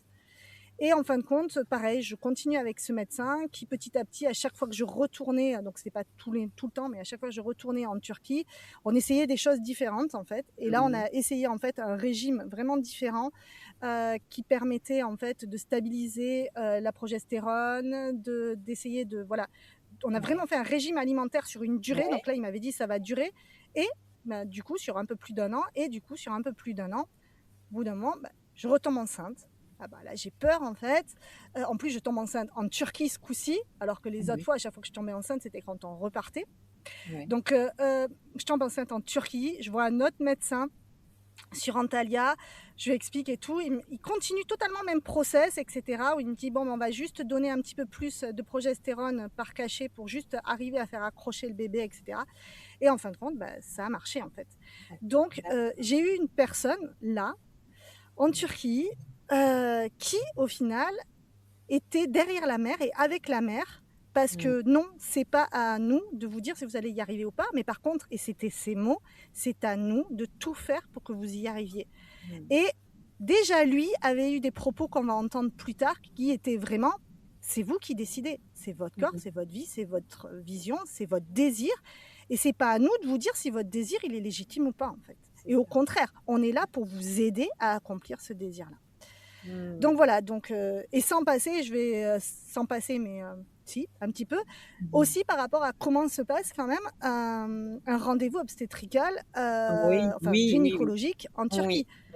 Moi, le premier, ça m'a surprise et j'en ai pleuré au mec, parce que j'ai eu tout ce chemin avant. J'ai eu des opérations par rapport à l'endométriose. Donc si tu veux, tout ce qui peut être la sphère au-dessous du bassin, en fait, au-dessus des cuisses et au-dessous du nombril, je crois qu'en fin de compte, ils ont pu faire une émission dessus, quoi, parce que j'ai eu tellement d'examens où le mec, il te dit, bon allez, vous vous déshabillez, vous vous mettez là, le mec il s'en va, t'es pendant 5 minutes les jambes écartées, le temps que monsieur, je sais pas ce qu'il est en train de faire, et qui revient, et toi t'es en train de faire respirer ta flore, quoi. Donc c'est assez hallucinant. Et donc, le premier rendez-vous que j'avais eu avec ce fameux médecin, parce que cette parenthèse, elle est hyper importante. Donc, j'arrive, la personne arrive, et j'arrive et je commence. Donc, je sais que c'est un examen gynécologique. Et là, on voit le conditionnement, puisque je commence à me déshabiller, en fait. Il me dit, mais qu'est-ce que vous faites ? J'ai fait, parce que lui, je le vois qu'il est déjà en fait devant la table d'examen. Donc, tu vois, il n'est pas derrière son bureau, sinon je ne me serais pas déshabillée. Mais comme je vois qu'il est devant la table d'examen, pour moi, il est en train d'attendre que j'arrive, que je foute mes pieds dans les étriers, le cul à l'air, quoi. Je fais, je me déshabille pour l'examen. Il me fait, non, mais vous vous déshabillez pas. Déjà, est-ce que vous êtes d'accord de faire un examen ? Et là, je me sens con, quoi. Oui, mais et je me dis, mais c'est quoi là ? Je suis venue chez le boucher du coin, je sais pas quoi, je suis venue pour ça, quoi. Voilà. Et là, la dame, elle arrive et puis elle vient avec une petite jupette en fait, en genre de petit tissu. Elle ferme toute la pièce, tout l'endroit là, et donc je comprends qu'en fin de compte, je vais mettre une petite jupette et que je vais pas arriver en fait le cul à l'air en fait devant la personne en fait. Et donc j'arrive totalement couverte et donc il n'a vu ni mes fesses ni mon sexe en fait quand je viens m'asseoir devant lui, quoi. Et là, en fait, il me pose plein de questions, il me demande, etc. et tout. Et il me redemande une deuxième fois, est-ce que vous êtes d'accord de faire un examen ? Tu vois, ce qu'on est en train de dire, parler, etc., qui a vraiment de l'intérêt, mais qu'on en parle maintenant, tu vois, alors que ça fait depuis des années, nous, ce peuple qu'on se croit supérieur là-dessus. Non, en fin de compte, là, on était en train de me faire une leçon de consentement, alors que j'avais 40, presque 39 ans, enfin 38 ans, tu vois. 36 peut-être à ce moment-là. Voilà, on me fait une leçon de consentement à ce moment-là, quoi. Et pareil, au moment où en fait il me dit bon mais on va y aller, il me dit comment voulez-vous mettre vos jambes ? Donc c'était pas mettez vos jambes dans l'étrier, tu vois. C'était comment vous vous sentez. Et je fais je comprends pas. Il me fait quelle est la position où vous pensez que vous allez être le plus à l'aise pour qu'on puisse faire l'examen ? Et je fais je sais pas, je connais que celle-ci, moi, position vraiment. Il me dit, écoutez, si vous voulez, mettez juste vos jambes, rabattez-les un petit peu au-dessous de vos fesses. Vous en faites pas pour moi je me débrouille, quoi. C'est moi qui me contorsionne, tu vois. Et donc, il m'a pas demandé de me mettre toutes les fesses là-dessus. Donc, si tu veux, tu avais un sentiment de protection de mettre tes jambes, tu vois, un peu comme ça. Ça veut dire que si tu voulais resserrer les jambes, tu pouvais resserrer les jambes. Tu vois, il y avait plein de choses qui étaient là. Et pareil, au moment où, en fait, il allait introduire, il m'a expliqué, il me dit toutes les gestes, tout ce qui s'était passé, il expliquait. Bon, mais voilà, à ce moment-là, si vous le permettez, je vais mettre l'instrument, etc. Et à chaque étape, il le disait. Il me demandait comment ça allait, etc. Donc ça, tu vois, c'est hyper important de le dire aussi. Parce que ça montre, déjà, même si officiellement la Turquie reste un pays laïque, ça reste quand même un pays qui est quand même à 95% musulman, où on critique beaucoup. Pourtant, là, on ne peut pas dire que le consentement, il était ici par rapport aux médecins que nous pouvons avoir en France qui, à 98%, sont des personnes qui sont en fait d'origine européenne. Donc voilà, donc ça reste important aussi en fait de dire. Donc du coup, voilà, J'ai ma 3e naissance. Malheureusement, donc je suis enceinte. Malheureusement, je déclenche en fait un mal des montagnes qui peut être aggravé quand tu es enceinte. Et du coup, je peux pas vraiment rester en Turquie parce que très rapidement, tu te retrouves en hauteur. Et dès que je dépassais juste 500 mètres, donc tu vois, c'est vraiment très aggravé, je commençais à vomir, je commençais à perdre connaissance, etc. Donc, c'était pas bon, ça reste quelque chose qui est pas bon par rapport à la grossesse. Et au moment où, en fait, en Turquie, donc du coup, on est en train de m'expliquer que soit il faut que je reste et que je passe toute ma grossesse sur la même zone, en fait, d'Antalya, chose que j'avais pas forcément très envie, les spots n'étaient pas autant que je voulais, etc. Soit il fallait plus ou moins que je trouve une solution. Et le soir même, donc, je vois que le Maroc réouvre pour les personnes qui ne sont pas vaccinées, puisqu'en fait, on est à la sortie du Covid à ce moment-là. Covid, ça y est, ouais. Ah oui, et parce qu'il était hors de question que j'accouche en France, en fait. C'est ça. Et ça, c'est très important aussi. Je voulais absolument, parce que ça, on l'a pas dit, mais il y avait 2 choses. C'est que je voulais absolument pas accoucher en France. Ouais. Parce que c'est vrai que j'ai plus ou moins maintenant, il y a tellement d'écart entre mes enfants que j'ai beaucoup cheminé en fait entre mes enfants. C'est que il y a tout ça. Donc ça, c'est important aussi de le dire parce que parfois, en fin de compte, on reproduit les choses parce qu'on est tellement dans le move qu'on n'a pas pu sortir un petit peu la tête de l'eau. Moi, personnellement, il y a tellement d'écart entre mes enfants que je chemine énormément, que j'ai des évolutions et que je suis absolument plus la même femme pour chacune de mes grossesses. Et même là, je suis en train d'être une autre femme que l'accouchement de Dastan qui a 3 ans et demi, quoi. En fait. Donc, et que donc du coup, la grossesse, il y a presque 4 ans qu'elle a débuté, quoi. Enfin, il y a plus de 4 ans qu'elle a débuté. Donc du coup, il est hors de question que j'accouche en France parce que j'ai pas aimé la façon dont ça s'est passé le Covid en France, parce que j'ai totalement perdu la confiance en le service de santé en France, parce que ça, je pense que voilà, c'est important. J'ai expérimenté, que ça soit pour mon fils, au final, c'est ça qui a permis aussi à mon fils d'arrêter les médicaments, donc ça c'est important, et il n'a pas eu de problème, au contraire, il s'est vachement mieux porté. Par rapport à moi, par rapport aux soins, mon mari a eu une dingue à l'étranger, on a eu beaucoup de choses en fait qui se passent, où on a vu que le service de santé ne se passe pas partout pareil. Exactement. Que ça soit la position entre le docteur et nous, que ça soit par rapport à la position des médicaments, que ça soit par rapport à la position de comment on traite une maladie, même si on passe par l'allopathie. Et ça, c'est important parce que souvent, on dit que c'est à cause de l'allopathie qu'en fin de compte, on ne soigne que les symptômes et pas la véritable cause. Non, il y a des endroits qui servent de ça, mais pourtant qui vont venir vraiment traiter la cause pour autant. Donc ça, c'est important de le dire, sans que forcément ça soit très très loin, que ça soit à l'opposé culturellement aussi. Donc ça aussi, c'est important. Donc je voulais pas là-dessus. Et autre chose, en fin de compte, parce que je connais bien, c'est vrai, les pays en fait musulmans. Malheureusement, c'est vrai que c'est des pays qui pratiquent énormément la césarienne. Et comme je savais que j'allais devoir repasser par une césarienne, je voulais accoucher dans un pays qui maîtrise vraiment la césarienne. Donc voilà, donc mon choix restait quand même assez limité dans des pays en fait qui soient musulmans par rapport à ça. Et donc quand je vois que le Maroc, qui est vraiment un pays qu'on adore aussi, réouvre pour les non-vaccinés et que nous ne l'étions pas, alors que nous voyagions et que nous voyageons toujours autour du monde, mais ça c'est un autre débat. En fait, moi je le dis à mon mari et je dis écoute, je vais accoucher au Maroc. Et donc me voilà passer toute la nuit à trouver en fait l'endroit où je pourrais accoucher et je tombe en fait sur une clinique privée à Marrakech, incroyable, où tu peux accoucher dans une piscine, etc. Bon, je savais que je ne pouvais pas, mais s'ils avaient cette approche-là, voilà quoi. Donc du coup, je commence à rentrer en contact avec eux, on discute, etc. Ça passe super bien. Et du coup, je décide d'aller accoucher chez eux. Petite parenthèse, parce qu'il y en a qui sont super curieux, mon accouchement par césarienne, donc pas un accouchement normal, ça m'a coûté, avec la chambre, avec tout le séjour, avec tout ce qui a été, m'a coûté 1 500 €. Voilà, c'est une parenthèse parce que je sais qu'il y en a qui sont curieuses de se poser la question de ce qui est possible ou pas possible. Sachant que normalement, je crois que ça peut être pris en charge par la France, mais que moi, je ne l'ai pas fait parce que je ne suis plus à la sécurité sociale française ou quoi que ce soit depuis très longtemps, quoi. Donc voilà. Donc, mais bon, c'est important parce que ça, souvent, on ne le dit pas. On ne parle pas d'argent, donc voilà. Oui, c'est vrai. Donc j'arrive et je me retrouve en fin de compte coincée à Marrakech.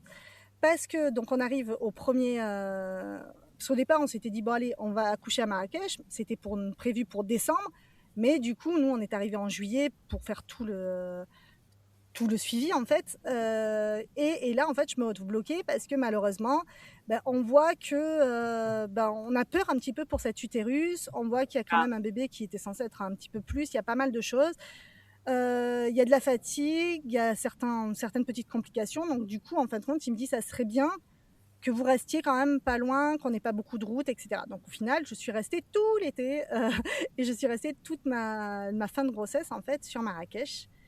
Et le premier, en fait, l'un des premiers rendez-vous que j'ai pu avoir avec le médecin, en fait, compte, pareil, je me positionne quand même, malgré l'évolution, malgré pas mal de choses, je me positionne devant lui avec mon petit dossier en lui expliquant tout ce qui est en train de se passer, mais quand même en petite fille qui attend que le sachant lui dise et lui donne les autorisations qu'il peut avoir. Et tout au long de la grossesse, il me répétera toujours cette phrase. Moi, je ne sais pas ce qui est en train de se passer dans votre corps. Donc, on bosse ensemble. C'est vous qui devez me le dire. C'est moi qui écoute ce que vous avez à me dire. Et moi, je vous croirai toujours, en fait. Toujours dans ce que vous me dites, dans vos symptômes, etc. Parce que c'est vous qui savez. Donc, j'ai vraiment besoin que vous me dites, madame, ce qui se passe, quoi. Donc, voilà.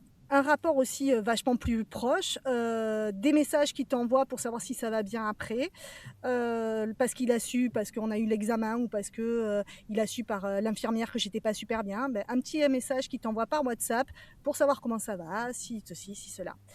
Donc voilà, donc vraiment une approche vraiment très très différente. Et du coup, il me pose une question assez dingue pour moi, c'était on va préparer votre plan de naissance. Et donc là, je lui dis, mais comment ça se fait qu'on va préparer le plan de naissance parce que je vais avoir une césarienne? Il me dit, et alors, vous n'avez pas des désirs par rapport à ça? Et je fais, vous parler par rapport à l'allaitement, par rapport à tout ça? Il me fait, non, non, tout. Je fais, mais moi, mon rêve, ça aurait été de pouvoir accoucher avec mon mari à côté. Et il me fait, ok, votre mari sera à côté. Je fais, même pour une césarienne? Il me dit, oui, même pour une césarienne, c'est important pour vous, donc votre mari sera à côté. Donc on prépare un petit peu tout ça, etc. Il prend les grandes notes, etc. Malheureusement, Quentin, Dastan était censé, déjà autre chose aussi, c'est que Dastan était censé, parce que pour Quentin, on me l'a déclenché 3 semaines avant, parce qu'on ne voulait pas attendre que je risque d'accoucher et que les médecins ne soient pas là. Donc on avait essayé le déclenchement 3 semaines avant. Donc là, je me disais, ils vont me déclencher 3 semaines avant. Et là, il me dit, non, il faut qu'on essaye d'aller le plus tard possible en fait. On va pas faire la césarienne.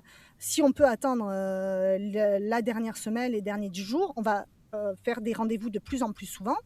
Si on peut vraiment attendre, il faut qu'on attende. Tous les jours gagnés, c'est une construction du bébé. Donc, on ne va pas s'amuser pour mon confort à ce que ça soit un moment optimal pour moi. Donc, tu vois, déjà là, tu es en train de te dire, ok, on n'est pas sur la même chose. On est en train de parler que le mec, il s'adapte au bébé pour que le bébé soit le mieux possible. Déjà, tu n'es pas loin. Il me dit, mais maintenant, il ne faut pas prendre de risques parce qu'il ne faut pas que votre utérus commence à avoir des contractions parce que sinon, on prend un risque. Donc, il me dit, écoute, on va se dire, moi, j'aimerais que ça soit 10 jours, mais c'est plus probable que ça soit 15 jours avant la naissance. Je fais OK, mais on affinera la date un peu au dernier moment, Stéphanie. OK, d'accord, j'écoute, etc. Malheureusement, Dastan a décidé d'arriver beaucoup plus vite, puisqu'il est arrivé un peu plus d'1 mois en avance, presque 1 mois et demi en avance. Donc, en fin de compte, on se retrouve sur une prématurité. Mais là aussi, ça ne se passe pas comme tu le vois que ça se passe en fait en France. Donc, en fin de compte, j'ai d'abord des contractions, mais elles ne me font pas vraiment mal, etc. Mais je me dis, je pense que c'est un faux travail. Il faisait encore chaud, etc. Et donc, du coup, je lui dis, on va quand même aller faire un rendez-vous. Donc, j'envoie juste un petit message. Je lui dis, écoutez, j'ai des contractions. Est-ce que je peux passer aujourd'hui? Est-ce que vous n'avez pas le temps? Qu'est-ce que je fais? Il me fait, non, tu arrives tout de suite. On va voir déjà ce qui se passe. Il me dit, pourtant, je l'avais vu 3 jours avant. Hein, donc, tu vois, c'était... et il n'y avait pas de problème. Et donc, quand j'arrive, il me met directement sous monitoring. Et là, en fin de compte, on voit que ça ne se calme pas. D'abord, il essaye, il me dit, écoute, on va vraiment essayer. Je sais que tu n'aimes pas trop les médicaments, mais je vais quand même essayer d'arrêter ces contractions. Et en parallèle, on va quand même envoyer aussi, je ne sais pas ce que c'est, à Dastan pour développer les poumons au cas où, malheureusement, ça ne soit pas bon. Donc, on essaye vraiment d'arrêter les contractions. Malheureusement, les contractions ne s'arrêtent pas. Et à ce moment-là, il me dit, je suis navrée, Stéphanie, on est en train de partir. Il faut maintenant tout de suite que je t'accouche. Donc, il est en train de dire, vous préparez tout de suite le bloc. Et là, je commence à pleurer. Et lui, il est tourné à moi. Donc, il me voit pas être en train de pleurer. Donc, ça n'a pas du tout été par rapport à ça. Il est tourné. Et donc, il me voit pas. Il est en train de donner les directives à tout le monde. Il dit, c'est maintenant. Donc là, voilà. Ça, c'est une urgence, on y va, on prépare le bloc. Il faut qu'elle soit descendue dans le quart d'heure, c'est tout de suite. Et il y en a une qui fait, et donc il lui fait, viens ici, tu prends une de mes tenues, tu habilles monsieur, il descend avec nous, il faut que lui aussi soit opérationnel dans le quart d'heure. Et donc là, je suis sur le cul. Je suis sur le cul et Dimitri aussi, parce qu'on est dans une urgence. Et là, on se retrouve avec un chirurgien, un obstétricien qui, malgré l'urgence, se souvient que mon désir, c'est que mon mari soit avec là. C'est fort. Et il lui donne une de ses tenues pour que Dimitri puisse venir avec moi au bloc. Donc voilà, donc tu vois que c'est totalement en fait différent en fait par rapport à tout ça, c'est incroyable. Le soir, Dimitri est rentré pour s'occuper des chiens, etc. Et ma fille, donc Cassandre, voulait absolument rester avec nous. Je demande aux infirmières, est-ce qu'elle peut rester dormir ici? Elle me fait oui, mais bien sûr, si vous voulez qu'elle dorme, elle dorme ici, il n'y a pas de souci. Ça aussi, jamais en France, on aurait laissé une enfant dormir avec sa mère. C'est absolument pas. Autre chose, il m'a dit, on va voir comment le bébé va se comporter quand il va sortir. Donc, toute l'équipe médicale était à côté. Ils me l'ont donné directement. Donc, dès le début, il a été avec moi. Dès le début, on a commencé l'allaitement. J'ai dit que la nuit, je voulais le garder dans le lit avec moi et pas le mettre dans son landau. Il m'a dit, OK, il n'y a pas de souci. Si vous avez besoin, vous appelez. On me l'a laissé dans le lit. On m'a tout au long fait confiance dans mon rôle de mère. Ça aussi, je pense que c'est important quand même de le souligner. Et en fin de compte, on a aussi fait confiance au bébé. Donc, il venait vérifier, mais en fin de compte, même s'il a été prématuré, il n'a pas été placé en couveuse, il n'a pas été placé sous bulle ou sur quoi que ce soit. Il est resté autour. Par contre, c'est vrai qu'il venait vérifier tout le temps si tout allait bien. Il me faisait confiance aussi. Il me dit, si vous avez le moindre doute, n'importe lequel, juste même parce que c'est un OK ou quoi que ce soit, je m'en fiche, vous nous dites et nous, on évalue si en fin de compte, ça nécessite qu'on le mette sous oxygène ou quelque chose. Tu vois, c'est faire confiance en fait à tout le processus de vie. C'est ça en fait, et toi aussi tu avais d'autant plus confiance parce qu'il respectait en fait ta place, tes choix, et je pense que ça aussi ça décuple en fait une relation de confiance avec le monde médical qui est extrêmement précieux et qu'on perd en tout cas de plus en plus ici aussi en France, et ça c'est beau à voir en tout cas vraiment de ce point de vue-là, même si effectivement on peut le dire clairement que tes naissances de maman ont été de véritables tsunamis. Je pense qu'on n'a pas beaucoup de témoignages comme ça quand même, en tout cas dans notre entourage, et quelle force déjà, et on mesure cette puissance, un terme qu'on emploie beaucoup en tout cas aujourd'hui sur les réseaux sociaux sans connaître forcément l'essence et le sens, et des fois on a du mal à l'utiliser parce que connoté péjorativement aussi, parce que masculinisé aussi, mais je pense que là clairement de ce que tu viens de nous dérouler, on mesure amplement la puissance et la résilience qui est innée en toi. Et justement, ça m'amène à cette petite question, avant de revenir sur ta vie de nomade, brièvement, parce que c'est vrai, ça questionne au vu de cette résilience et de cette puissance et de la femme que tu es aujourd'hui. En quelques mots, comment tu décrirais la petite fille que tu étais, pour savoir un petit peu aussi le chemin que tu as fait de ta petite enfance jusqu'à aujourd'hui? Qu'est-ce qui a forgé aussi? Est-ce qu'il y a un impact sur ton enfance aussi pour être la femme que tu es aujourd'hui? Je pense que j'ai quand même la chance là-dessus d'être née dans un pays où la culture elle est ouverte. Ou en tout cas, elle était beaucoup plus ouverte peut-être avant. C'est vrai que moi, ça fait 12 ans que je suis quasiment plus en France. Et quand je viens en France, j'ai l'impression qu'il y a des portes qui se ferment. Donc c'est vrai. Donc, moi, j'ai toujours été une rêveuse. Je crois que depuis aussi loin que j'ai mes souvenirs, je savais qu'un jour, j'allais devenir nomade ou que j'allais vivre une vie atypique. Parce que une imagination débordante, parce qu'une envie de découvrir le monde. Je rêvais plus d'être archéologue que d'être institutrice. Je rêvais de tout le temps bouger, etc. J'ai eu la chance aussi d'avoir des parents qui m'ont... Je suis la troisième de 3 enfants qui ont des écarts aussi. Mon frère aîné a 10 ans de plus que moi, ma sœur 5 ans, et moi je suis la dernière. Donc en fin de compte, je me retrouve avec 2 enfants et une génération de parents, qu'il faut le dire, qui n'aimaient pas, à cause de leurs enfants, sacrifier leur liberté. Je pense qu'aujourd'hui, on a plus tendance à faire des concessions que nos parents en faisaient. Donc il y a des choses sur lesquelles il y a des travers à cause de ça. Mais il y a des choses où en fait c'est bénéfique. Grâce au fait que mes parents étaient comme ça et dans un monde où lequel on pouvait faire un peu n'importe quoi sans être jugé ou quoi que ce soit, mes parents ont fait des choses qui étaient un peu n'importe quoi avec moi.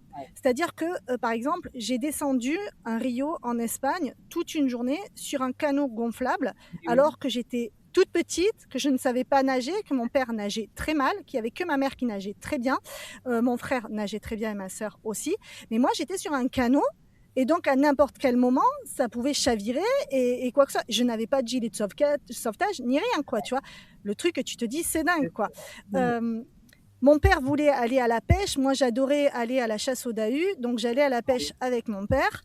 Et du coup, je dormais à ce moment-là à la Belle Étoile. Pendant que lui, il était en train de pêcher, moi, j'allais me promener partout. Et j'ai dû commencer ça quand j'avais 4 ans, tu vois. Est-ce qu'aujourd'hui, à 4 ans, un homme est en train de pêcher, ne surveille pas un enfant et un enfant se promène partout dans les bois avec des cailloux ou quoi que ce soit? Donc, je pense que tout ça a fait que la découverte était trop importante pour moi. Bien sûr. Trop importante en fait. Donc voilà, donc j'ai quand même grandi avec ça là-dessus.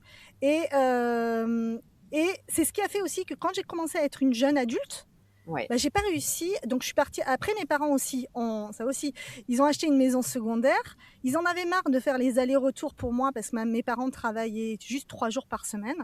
Et du coup, ça aussi, c'est un autre monde en fait, de pouvoir vivre une vie en travaillant 3 jours par semaine. Et que la plupart du temps, en plus, mon père était au chômage, donc c'était que le salaire de ma mère. Qui peut se dire, voilà, aujourd'hui en France, on travaille comme ça. Donc ça aussi, c'est notre vie. Mais du coup, pendant de nombreuses années, parce que j'avais 7 ans quand ils ont eu leur résidence secondaire, mais pendant de nombreuses années, du coup, mes parents étaient obligés d'attendre le vendredi soir pour pouvoir aller dans leur résidence secondaire, parce qu'ils y allaient toutes les semaines. Et du coup, dès lors que j'ai commencé à avoir 14 ans, bah, ils ont commencé à partir le mercredi quand ils arrêtaient de travailler. Et du coup, je me retrouvais toute seule. Donc pas tout le temps, parfois, la plupart du temps, ils m'emmenaient, mais ils ont commencé une fois par mois. Puis après, plus j'avançais vers les 16 ans, en fait, plus, en fin de compte, j'étais tout le temps, en fait, toute seule à la maison et je me gérais toute seule, en fait, à la maison. Donc tout ça aussi, tu vois, a fait une construction qu'en fin de compte, à 14 ans, j'ai dû savoir manger parce que sinon, pendant 5 jours, 4 jours, comment j'allais faire? Donc j'ai dû savoir un peu m'occuper de moi, savoir rentrer de l'école, etc. Donc une autonomie vraiment différente qu'aujourd'hui, on ne donnerait pas parce que quand on me dit oui mais non le monde a peut-être pas changé, il y avait c'était pareil avant, seulement on n'en parlait pas. Non, c'est pas vrai. Moi, je pouvais rentrer et non, on n'avait pas tous les jours dans les actualités des enfants qui étaient maltraités, des écoles qui se permettaient, etc. Je pense qu'aujourd'hui, on est dans une société où aujourd'hui la femme, l'enfant est beaucoup plus maltraitée d'une façon très différente, mais beaucoup plus violente en tout cas que ce l'était avant. Oui, avant, je pense qu'il y avait une certaine... Oui, et je peux en parler par rapport à la violence conjugale et l'emprise conjugale que l'homme pouvait avoir sur sa femme, comme par exemple des publicités qu'on peut regarder sur nos grands-mères où il y avait des publicités qui plébiscitaient la fessée à leur femme. Donc oui, on avait ces violences ordinaires qu'il y avait là-dessus et sur les enfants et sur les parents. Je ne minimise pas, et ça c'est hyper important, il ne faut pas me faire dire ce que je ne veux pas dire. Ça, il y avait... Et par contre, aujourd'hui, ce qu'on est, c'est qu'on est sur des fantasmes qui sont vachement plus forts, qui font qu'aujourd'hui, c'est pas une fessée qu'on va mettre sur sa femme, c'est vraiment lui foutre sur la gueule à un point qu'elle en ait des bleus, ou bien la laisser pour morte, ou bien pire, la tuer. Bien sûr, ça existait déjà avant, bien sûr, évidemment. Mais aujourd'hui, c'est aussi se permettre d'une façon presque systématique d'avoir le droit de fantasmer sur un enfant ou sur une adolescente. Moi, ma fille, je pense pas qu'on aura forcément le temps, mais peut-être qu'un jour, on en rediscutera. Mais aujourd'hui, ça a été quelque chose qui a été compliqué pour elle dans sa construction, de se dire je ne suis pas un corps, je suis d'abord ce que je suis. Pourquoi les hommes ont le droit de se permettre de me regarder? Voilà, il y a quand même certaines choses que moi je vois l'évolution que j'ai pu avoir. Je juge une belle femme et j'étais une jolie jeune fille. Oui, j'avais des mecs qui étaient lourds, mais pas comme c'est aujourd'hui. Pas comme c'est aujourd'hui. C'est pas, ça, c'est pas vrai là-dessus. Au début de ma carrière, je suis restée 15 ans salariée. Au début de ma carrière, j'avais mes collègues, oui, qui me draguaient, qui étaient lourds et que c'était inadmissible, je suis d'accord. La fin de ma carrière, 15 ans après, j'ai un collègue, parce que je me baissais pour aller chercher des dossiers, qui a fait comme s'il me foutait un coup de queue dans les fesses. Ça, il y a 15 ans avant, aucun homme se serait permis de le faire. Ou très peu, ou d'une façon marginale. Aujourd'hui, c'est pas marginal. C'est dans les transports en commun, c'est dans les concerts, c'est dans les écoles, etc. Aujourd'hui, on a démocratisé le fait que l'homme a le droit d'avoir une emprise sur le corps de la femme ou des enfants. Donc voilà, donc ça a quand même permis quand même de grandir d'une façon en fait différente, bon pas ça, mais avec une certaine autonomie. Et que je pense que ça m'a permis de devenir une personne extrêmement curieuse, mais aussi du fait d'être à l'étranger, d'avoir un regard différent. Ça fait 12 ans maintenant qu'on est sur les routes, différent de notre société. Ça nous permet d'avoir un esprit critique. Et ça, on est en train de le perdre aussi en France. On n'a plus le droit d'avoir un avis, parce que quand tu as un avis, tout de suite, on va te caser dans une case extrémiste. Or, c'est l'esprit critique qui permet de faire évoluer et la société, mais aussi l'individu en tant que lui-même. Le fait d'avoir un esprit critique, c'est pas que je critique la société française seulement, c'est que je critique aussi ma propre vision et la propre personne que je suis dans ma place dans la société.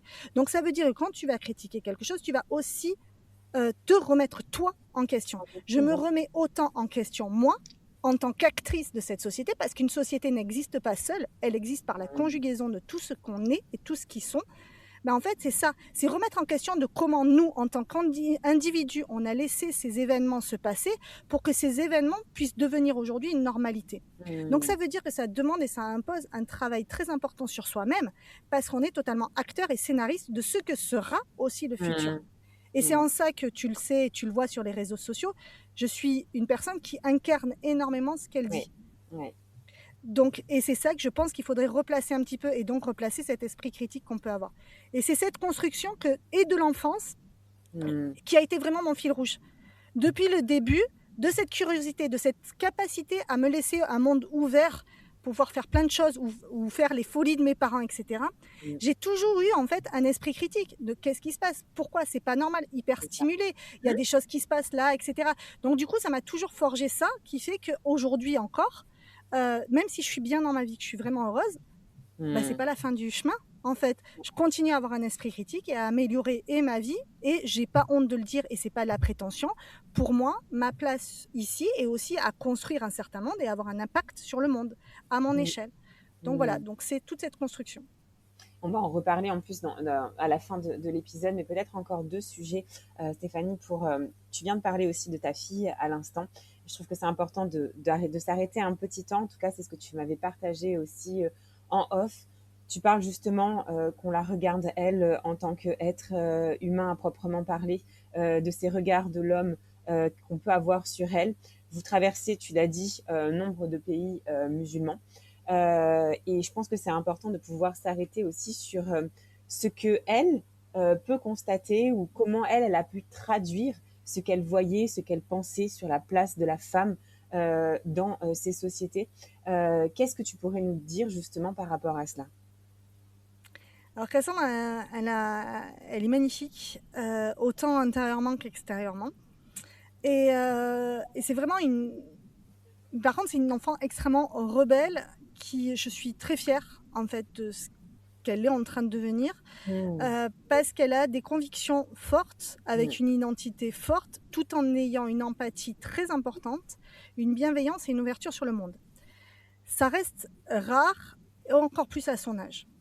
Parce que parfois, on peut voir que ça fait des travers, en fait. Que si, en fin de compte, on a des convictions très fortes, parfois, ça fait une fermeture à la tolérance. Seulement, elle arrive déjà à son âge à faire la part des choses. Donc ça reste quand même assez important. Aujourd'hui, Cassandre, on a passé beaucoup de pays musulmans. On n'a jamais passé de pays où c'était obligatoire le voile, parce que Cassandre ne veut pas le porter, mais où tu as des endroits où tu es obligé en fait de le prendre, comme par exemple quand tu vas visiter une mosquée, un lieu saint ou des choses comme ça. Là, elle accepte, il n'y a pas du tout de souci. Et elle va vraiment avoir l'ouverture. Elle ne va jamais regarder, c'est des discussions qu'on peut avoir vraiment régulièrement, et des débats qu'on n'arrive pas à comprendre, notamment sur la France. Pourquoi il y a des débats autour du voile, pourquoi il y a du débat sur un burkini, alors qu'aujourd'hui, ça concerne qui finalement? Ça concerne juste la personne qui est en train de le faire. Un pays laïque, ça ne veut pas dire qu'on est juste le pays de l'héritage de notre christianisme. Un pays laïque, ça veut dire qu'on respecte en fait les croyances des autres. Aujourd'hui, ça serait important qu'on incarne peut-être les valeurs qu'on a. On critique beaucoup, mais liberté, fraternité, solidarité, est-ce qu'on les a aujourd'hui? On les a absolument pas. Donc c'est important par rapport à ça. Donc Cassandre, par rapport à ça, il y a une réalité quand même qu'on peut avoir. Dans les pays musulmans, il faut le dire, et je pense que c'est très important de le dire, la place de la famille, c'est sacré. Mais c'est vraiment sacré. Je suis une personne qui est athée, Cassandre l'est encore plus, Dimitri l'est beaucoup plus aussi. Et pourtant, en fait, il y a des valeurs dans certaines religions et dans les religions d'une manière générale où au final, ça place quand même la famille au centre. Quand tu te retrouves dans des pays musulmans, c'est vrai que nous sommes dans des pays islamistes. C'est pas péjoratif, islamiste, ça veut dire qu'on politise la théologie, en fait. C'est ça. Donc c'est ça. Donc c'est important ça aussi de dédiaboliser quand même un mot. Oui, mais tellement. Donc ça veut dire que c'est vrai que là, du coup, la religion a une place importante. Dès lors que la famille est placée, ça veut dire que non, tu as une femme mariée, on va pas venir l'emmerder.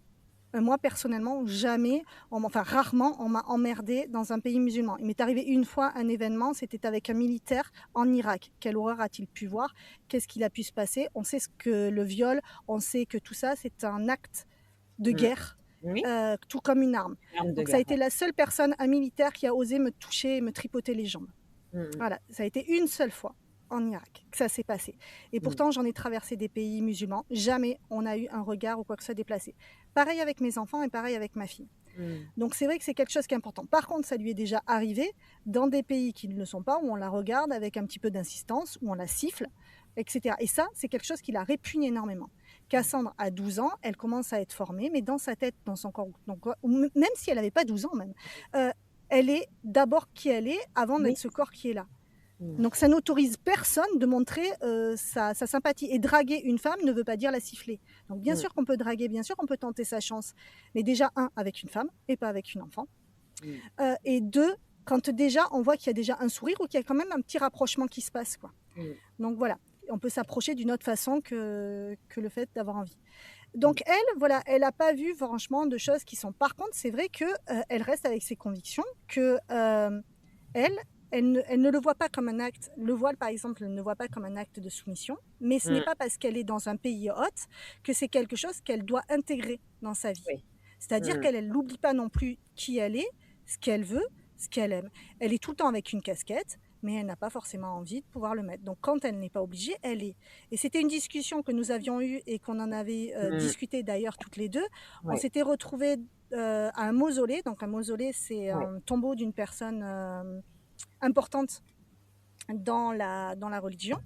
Et là, en fait, on s'est retrouvés, donc c'était un mausolée chiite, donc c'est vrai que c'est un courant qui est plus conservateur, et on s'est retrouvés dans une situation où, en fin de compte, on n'a pas compris exactement ce qui était en train de se passer et qui nous a dépassés, puisqu'on s'est retrouvés avec donc les hommes et les femmes étaient séparés, on s'est retrouvés avec beaucoup de femmes qui étaient en train de hurler, de pleurer, vraiment d'être dans un état de démonstration de tristesse très fort, c'était tellement trop pour nous, que c'était trop en fait. Il y avait trop d'émotions. Et là, on a senti en fait à l'intérieur de nous, je le dis, mais il ne faut pas le percevoir d'une façon négative. On a perçu comme en fait, si on était dans un état de danger, mais pas parce qu'on était dans un état de danger vraiment réel. C'est juste que ça pleurait tellement et c'était tellement incompréhensible pour nous qu'en fin de compte, on était dépassés et qu'on sentait qu'en fin de compte, ce qui était en train de se passer pour nous n'était dans l'état dans lequel en tout cas, aujourd'hui, nous sommes, et dans le cheminement qu'on est, était trop, en fait. C'était trop. Donc, au lieu, à ce moment-là, d'avoir un jugement par rapport à ce qui était en train de se passer, qui nous dépassait complètement, parce qu'on n'est pas sur la même foi, on ne peut pas comprendre ce qui se passe quand on ne le vit pas à l'intérieur de soi. Au lieu d'avoir un jugement à ce moment-là, toutes les deux avec Cassandre, on a préféré se retirer. Mais on s'est retiré sans aucun jugement à ce moment-là. C'était trop pour nous. Et on a parlé, du coup, du voile. Et du coup, la conclusion avait été que le voile... Le fait de nous ne pas porter de voile, parce que dès qu'on est sorti, tout de suite, on a eu ce besoin, en fait. C'est vrai de sortir le voile quand on est sorti, parce que je pense qu'on avait besoin de laisser derrière ce qu'on venait de traverser. Et donc, tu es dans une scène où, en fait, tu as toutes les femmes qui sont voilées encore autour de toi, parce que tu as très peu de touristes à ces endroits-là. Tu vois. Et donc, du coup, c'est vrai qu'il y a des regards qui sont posés sur nous. Aucun ne nous a regardés méchamment. Aucun. Et à ce moment-là, Cassandre, elle s'est sentie mal sur le coup en se disant « Merde, mais est-ce que là, c'est irrespectueux ?» Et en fin de compte, quand on en a discuté, je lui disais non, je pense pas. Et on en est arrivé dans le cheminement toutes les deux à la conclusion que non, je pense que c'est aussi, sans vouloir imposer, parce que c'était pas imposer notre culture ou quoi que ce soit, c'était aussi montrer il y a des alternatives. Il y a des alternatives. Et je crois que c'est ça qu'en fin de compte, il faut qu'on soit quand on voyage ou quoi que ce soit. C'est pas, on vient tel que nous sommes et il ne faut pas le cacher. Et c'est en ça qu'une femme qui est voilée dans son pays, qui va venir en France, elle doit pouvoir continuer à être voilée. Non pas pour pouvoir dire, parce que si tu n'as pas envie de porter le voile, elle ne va pas te l'obliger parce que tu vas l'avoir. Par contre, elle montre que l'alternative existe. Et quand tu le vois, tu l'as dans les deux sens. Moi, je montre aussi que l'alternative existe. Et c'est ça qui est en fait l'ouverture du monde et qui est une ouverture positive. On vient chacun avec notre culture, non pas pour l'imposer, mais pour montrer qu'en fin de compte, la liberté, c'est aussi celle de pouvoir penser, être ou agir différemment. C'est ça. Et du coup, montrer une alternative, c'est juste ça en fait. Quand les femmes m'ont vue, elles se sont pas dit « Ah ben allez, hop là, on sort le voile, le soutien-gorge et la culotte ». C'est pas du tout ça qu'elles sont en train de se dire. Mais elles sont en train de se dire qu'aujourd'hui, on peut avoir le sourire, on peut les regarder avec un respect, tout en ayant les cheveux qui sont détachés. Et si demain la société, n'importe laquelle, a envie que ça devienne une identité de la société, comme c'est passé dans quasiment tous les pays musulmans, où le voile aujourd'hui n'est plus obligatoire, c'est parce que justement ils ont eu cette ouverture en fait sur le monde. Maintenant, ça veut dire qu'il faut laisser quand même la femme choisir librement si elle a envie ou pas envie d'être voilée. Mais ça veut dire qu'elle a le droit de choisir si elle a envie de l'être. Et ça reste important. Et donc, du coup, c'est la conclusion qu'on a eue avec Cassandre. Et que voilà, donc par rapport à ça, c'est le fait de respecter son pays d'hôte ne nous oblige pas, nous, à renier nos valeurs. Et qu'on peut aussi, nos valeurs ou notre façon d'être, ou vivre, d'une façon générale, mais ça veut aussi dire que notre façon de vivre, quand c'est dans un endroit qui est permis, si c'est un endroit qui est sain, tu n'as pas le droit d'entrer dans une église en France avec un short et un débardeur. Donc c'est normal que dans des endroits bien précis, oui, c'est normal qu'on s'adapte. Oui, mais ça reste des endroits très précis avec une connotation qui nous dépasse parce que c'est quelque chose de spirituel. Quelque chose qui est spirituel, c'est pas aller foutre son timbre à la poste, c'est pas spirituel ça. Par contre, rentrer dans un lieu de culte où les personnes viennent déposer leur âme, c'est pas la même chose. Donc quand tu es en dehors de ça, que tu peux quand même rester, nous on s'habille, Cassandre s'habille exactement comme tous les jours dans quasiment tous les pays. Et jamais elle a eu un reproche par rapport à ça. Alors, elle s'habille avec des bermudas, elle s'habille avec des t-shirts. Jamais elle a eu un reproche par rapport à ça. Je suis en robe dans pratiquement tous les pays. Jamais j'ai eu des reproches par rapport à ça. Jamais. Donc voilà. Ça, c'est hyper important. Et c'est vrai que c'était une parenthèse qui n'en était pas une. C'était important que tu puisses aussi porter cette expérience, ce regard. Et surtout sur le prisme de ta fille. Je pense que c'était important aussi de la mettre, elle, en lumière parce que c'est une autre expérience encore que l'on peut vivre à son âge. Donc, je pense que c'est important. Elle est en construction. Exactement, c'est ça. Et je pense encore que tu n'as pas fini de cheminer avec elle. Peut-être pour terminer aussi cet épisode, Stéphanie, je te laisserai le temps de déposer aussi justement ce que tu as construit à travers tout ce que tu viens de nous dire. Ta vie personnelle, ta vie de famille. Qu'est-ce que tu as construit avec tout ça pour accompagner aujourd'hui les femmes avec cet accompagnement aussi à distance? Comment tu nourris justement d'autres femmes de ta propre aussi histoire et de ta propre expérience? En fait, c'est génial que tu aies employé ces mots parce que c'est exactement ça. C'est que j'ai cheminé sur ma construction professionnelle et aujourd'hui, je ne peux pas faire la distinction. C'est très d'actualité, dit-on. Je ne peux pas faire la distinction entre la femme et la professionnelle. C'est pas vrai, ça ne se passe pas comme ça en fait. On reste la même personne et au contraire, je pense qu'il faut qu'on soit la même personne. Donc automatiquement, je ne peux pas, parce qu'aujourd'hui j'accompagne officiellement sur le papier et concrètement, j'accompagne les personnes, les femmes, à trouver, et les femmes, c'est important, et oui, c'est sur elles que je veux donner l'accent, c'est pas sexiste, mais c'est ce que j'ai choisi, à trouver et développer son activité, en ligne ou physique. Nomade ou pas nomade, ça l'est pas. Même si mon site et mon appellation c'est Kiffe ton nomadisme, ce n'est pas pour accompagner, ce n'est pas pour le nomadisme, mais c'est parce que le nomadisme est une preuve de ma vie à moi en fait. C'est pour montrer l'alternative par rapport à ça. Mais ce n'est absolument pas. Je n'ai jamais demandé et je n'ai jamais revendiqué que tout le monde devait vivre comme moi ou me ressembler. Mais par contre, je me suis toujours placée, enfin en tout cas depuis quelques années, je me place en tant qu'alternative d'une vie différente pour ouvrir le monde des possibles. Et donc du coup, automatiquement, la vie de tous les jours, elle m'a construite. Et donc mon accompagnement n'est pas un accompagnement business à proprement parler, ou en tout cas, il ne se résume pas à ça. Mais il se résume à ce que moi j'ai toujours cru, par contre, et ça depuis toujours, j'ai toujours cru qu'en fin de compte la vente c'était d'abord une relation humaine. Et ça a toujours été mon fil rouge. Et c'est ce qui a fait qu'en fin de compte, ça a fait ma réussite. Et qui fait que mes clientes que j'ai depuis 10 ans sont aujourd'hui encore, beaucoup sont encore de mes clientes. C'est Ça ce qui m'étonne fait pas. qu'en fin de compte, j'ai une entreprise qui me suit et qui marche si bien, qui me permet Ouais, cette vie-là. ça m'étonne pas. Donc en fin de compte, je pars de la femme. Et ce que j'ai dit tout à l'heure, mon objectif à moi, c'est plus d'accompagner les femmes à une liberté d'être, d'agir et d'action en fait qu'elles puissent avoir et de penser qu'elles puissent avoir. Donc ça, c'est mon objectif. Le business et le comment arriver à ça, parce que ça permet d'avoir une certaine autonomie par son Oui. activité. Mm. Donc c'est ça. Mais dans chacun de mes accompagnements, aujourd'hui j'ai un accompagnement, ça s'appelle Latitude. On Oui. a 3 masterclass à l'intérieur. Et dans ces 3 masterclass, il n'y en a qu'une seule qui parle de business. La première, elle parle d'alignement, où elle va vraiment permettre à la femme de pouvoir gagner confiance en elle, de pouvoir retrouver son esprit critique, sa capacité à pouvoir en fait s'exprimer comme elle a envie, mais aussi vivre à l'intérieur comme elle en a envie en fait. Donc, et la troisième en fait masterclass, c'est une masterclass qui va être avec une invitée qui va venir nous faire découvrir son monde, son univers et un autre possible. Donc tu vois qu'en fin de compte, dans 3 masterclass, tu n'as qu'une seule, donc tu as 30% en fait de mon accompagnement qui parle réellement de business. Mais parce que un business, ça ne se construit pas par stratégie. Ça, c'est pas vrai, ça c'est ce qu'on a envie de vendre pour te faire croire que toi, tu es le sachant et que du coup, il faut que tu achètes le savoir. Bien sûr qu'on a des savoirs, qu'on a des techniques, que le marketing existe. Mais d'abord, l'entreprise, elle existe grâce à l'humain qui est derrière, ou l'humain, mais bon, moi, je parle des femmes.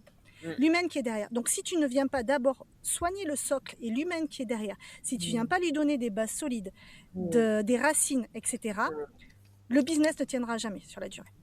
Et je peux te le dire parce que ça fait depuis 11 ans aujourd'hui que j'accompagne des personnes. Donc, je ne pense pas que j'ai pas de retour pour savoir de quoi je parle. Donc, c'est pour ça que pour moi, c'est un non-sens de s'arrêter que sur la stratégie. Et qu'il faut vraiment associer les deux en fait. Comme par exemple les gens qui vont être en spiritualité, c'est important de pouvoir parler et de ciel et de terre. Et ça va être ça. Et après à chacune de choisir où est-ce et comment et qu'est-ce qu'elles ont besoin en fait. Donc je n'accompagne pas que pour le business, j'accompagne aussi par rapport à la femme pour qu'en fin de compte, ça porte derrière le business qui est là d'une façon... Parce qu'un business, je ne vois aucun intérêt de le créer si c'est juste pour gagner de l'argent. Et ça, réellement, un business avec tout ce qu'il y a, une activité, un entrepreneuriat, c'est quelque chose qui doit faire partie de ta vie et venir servir ta vie. Et oui, c'est possible. Oui, et c'est totalement possible. Alors, juste peut-être information, Stéphanie, pardon, excuse-moi, Stéphanie, juste pour celles qui nous écoutent et qui seraient peut-être potentiellement intéressées, je remettrai toutes les informations de toute façon en description, mais juste pour savoir, cet accompagnement sur l'attitude, c'est sur quelle durée? En fait, c'est un cercle mensuel, donc en fait, il n'y a pas de durée dessus. D'accord, ok, donc super. Là, il a 1 an, l'attitude. Maintenant, j'ai la plupart des femmes qui étaient là depuis le début qui sont encore là. Et ça peut être quelque chose qui montre aussi, parce que normalement, dans un membership, le taux de rétention n'est que de 3 à 5 mois, c'est tout. Moi, ça fait 13 mois aujourd'hui. La plupart de celles qui sont au début, j'ai 93% des personnes qui sont du début qui sont encore là. Waouh, ok. Donc, on va... Donc, c'est un accompagnement mensuel. Donc, du coup, voilà. Donc, c'est... Je mettrai les informations. On reste le temps qu'on en a besoin, en fait. On reste le temps qu'on en a besoin. Et à côté de ça, on a aussi, et ça, c'est hyper important, un groupe sororal. Donc, c'est un groupe qu'on a sous Telegram. On se soutient, on travaille ensemble, on brainstorm, on construit des projets ensemble, etc. Donc, ça reste aussi, en fait, du networking professionnel et personnel qui est aussi au sein de l'attitude. Donc voilà, donc ça englobe vraiment le besoin qu'on peut avoir, mais c'est surtout, voilà, c'est plus en fait un soutien à ton activité sous tous les plans. Alors peut-être pour terminer, actuellement, peut-être nous donner un petit point d'actualité, justement plutôt, un point d'actualité sur les prochaines étapes de votre vie. Pour celles qui ne te suivent pas et qui vont, je l'espère en tout cas vraiment, te suivre à la suite de cet épisode, de cette écoute, parce que vraiment c'est d'une richesse extraordinaire qu'on voit aussi trop peu, et j'aime vraiment beaucoup cette justesse avec laquelle tu abordes les choses et la façon dont tu viens nous nourrir d'une autre façon, encore une fois, comme tu l'as dit, d'une autre vision aussi. Donc, merci en tout cas pour tout ça, Stéphanie. Je te laisse peut-être le mot aussi de la fin sur effectivement les prochaines étapes pour votre petite vie de famille. Donc là, c'est le moment où on fait rêver, en fait. Ou pas, ça se trouve, il y en a que ça les fait pas rêver. En tout cas, nous, ici, sur Mamelles, on rêve. C'est vrai que tout le monde ne rêve pas d'une vie nomade, mais par contre, je connais personne que la vie nomade laisse indifférent. Par contre, N'est-ce pas? c'est Je juste suis ça. totalement d'accord avec toi. Ouais. C'est Mais juste en ça. général, sur Mamel, je suis quasiment sûre que presque à 100%, tu vas nous faire voyager et nous faire rêver. Du coup, alors nous, bah là, on a changé de véhicule. Donc ça, c'est une vie totalement différente. On a vécu en camping-car, en van. On avait déjà vécu en 4x4 et tente de toit. On a vécu en caravane. On a vécu en bus aménagé. Ça a été plus long, 5 ans avec le bus aménagé. Et là, on est revenu sur un 4x4 avec tente de toit. Ce n'est pas du tout une régression. C'est que ça, c'est important. Et je me permets de le dire parce que ça va servir aussi de mot de la fin. C'est qu'en fin de compte, la vie, c'est un cycle en fait. Et ça, c'est hyper important de se dire qu'on a le droit de changer, on a le droit d'évoluer, on a le droit de revenir à des choses qu'on a pu avoir, d'aller en avant et revenir en arrière. Donc voilà, on a eu besoin de ce bus, je l'ai dit, pour Dastan, pour que je puisse vivre sereinement ma grossesse. Maintenant, il est propre, maintenant, il y a plein de choses, maintenant, il est plus grand.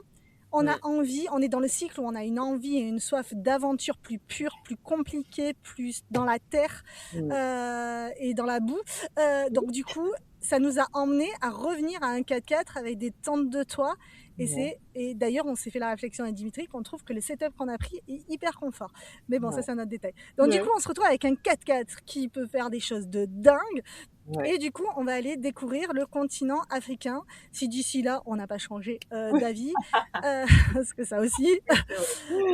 Parce que ça aussi, c'est l'ouverture des possibles. C'est qu'au moment où en fait, on a l'impression qu'on est sorti de notre chemin de vie, eh ben, on ose se dire, bah, tant pis, on revient et on repart sur autre chose.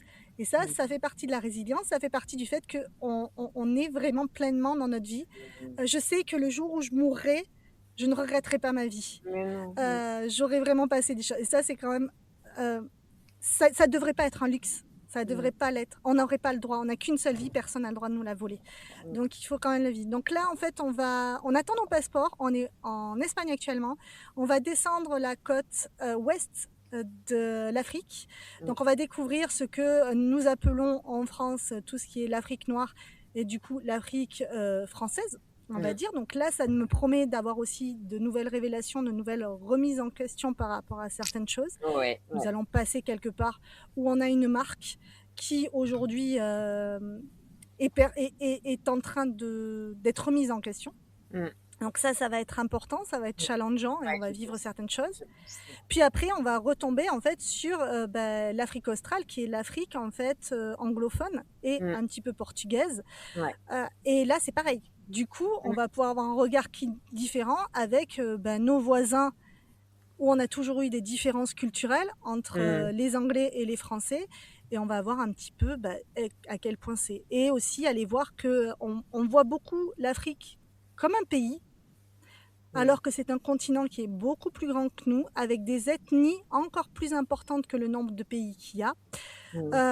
Donc voilà, donc tout ça va nous permettre d'être une très belle aventure à aller découvrir. Et je pense que ça va couvrir, si on tient ce projet-là, je pense que ça va nous couvrir pour les 3 prochaines années, je pense. Donc je ne pense pas qu'on sera de retour en Europe avant 3 ans, je pense. Et encore, parce qu'après... voilà. Encore le temps de cheminer. Merci beaucoup Stéphanie, mais vraiment un immense merci parce qu'on a brassé tellement de sujets en fait dans ce temps d'échange et je pense qu'on pourrait t'écouter pendant des heures parce que je suis persuadée que tu fais partie de ces femmes dont on a besoin aussi pour faire cette introspection à la fois sur nous mais à la fois sur notre société. Et ça c'est vraiment précieux. Merci d'être en tout cas, merci pour ta voix et de m'avoir aussi consacré ce temps pour pouvoir déposer tout ça à la fois de l'intime parce que tu nous as vraiment déposé et mis en lumière en tout cas des parts de ton intimité que beaucoup vivent aussi dans l'ombre et dans la solitude. Donc merci en tout cas pour cela et pour toute cette richesse et pour tout ce que tu nous transmets, ce que tu partages aussi sur les réseaux sociaux. Je mettrai toutes les informations dont ton site aussi Instagram, ton compte Instagram en description. Et puis, bon voyage et continue de nous faire rêver, de nous nourrir aussi. Merci. Merci beaucoup. Je suis émue de ce que tu viens de dire. Merci. Merci Stéphanie et à bientôt. Ce n'est pas un au revoir. À bientôt. Stéphanie. À bientôt, oui. Je t'embrasse et merci à toutes celles qui nous ont écoutées aujourd'hui. Merci. Merci d'avoir été là et merci d'avoir partagé ce moment avec nous. Si vous souhaitez prolonger ce voyage au cœur de la maternité, vous pouvez découvrir l'expérience Empreinte, un espace intime que j'ai imaginé pour que chaque femme puisse déposer son récit de naissance, ainsi que la naissance de son enfant. Mais aussi, vous pouvez découvrir mes créations artisanales, pensées comme des invitations à ralentir et à prendre soin, notamment des bougies de grossesse. Retrouvez tout l'univers Mamelle sur mamelle.fr. Retrouvez tout l'univers Mamelle sur mamelle.fr. Et moi je vous dis à très bientôt dans Mamelle.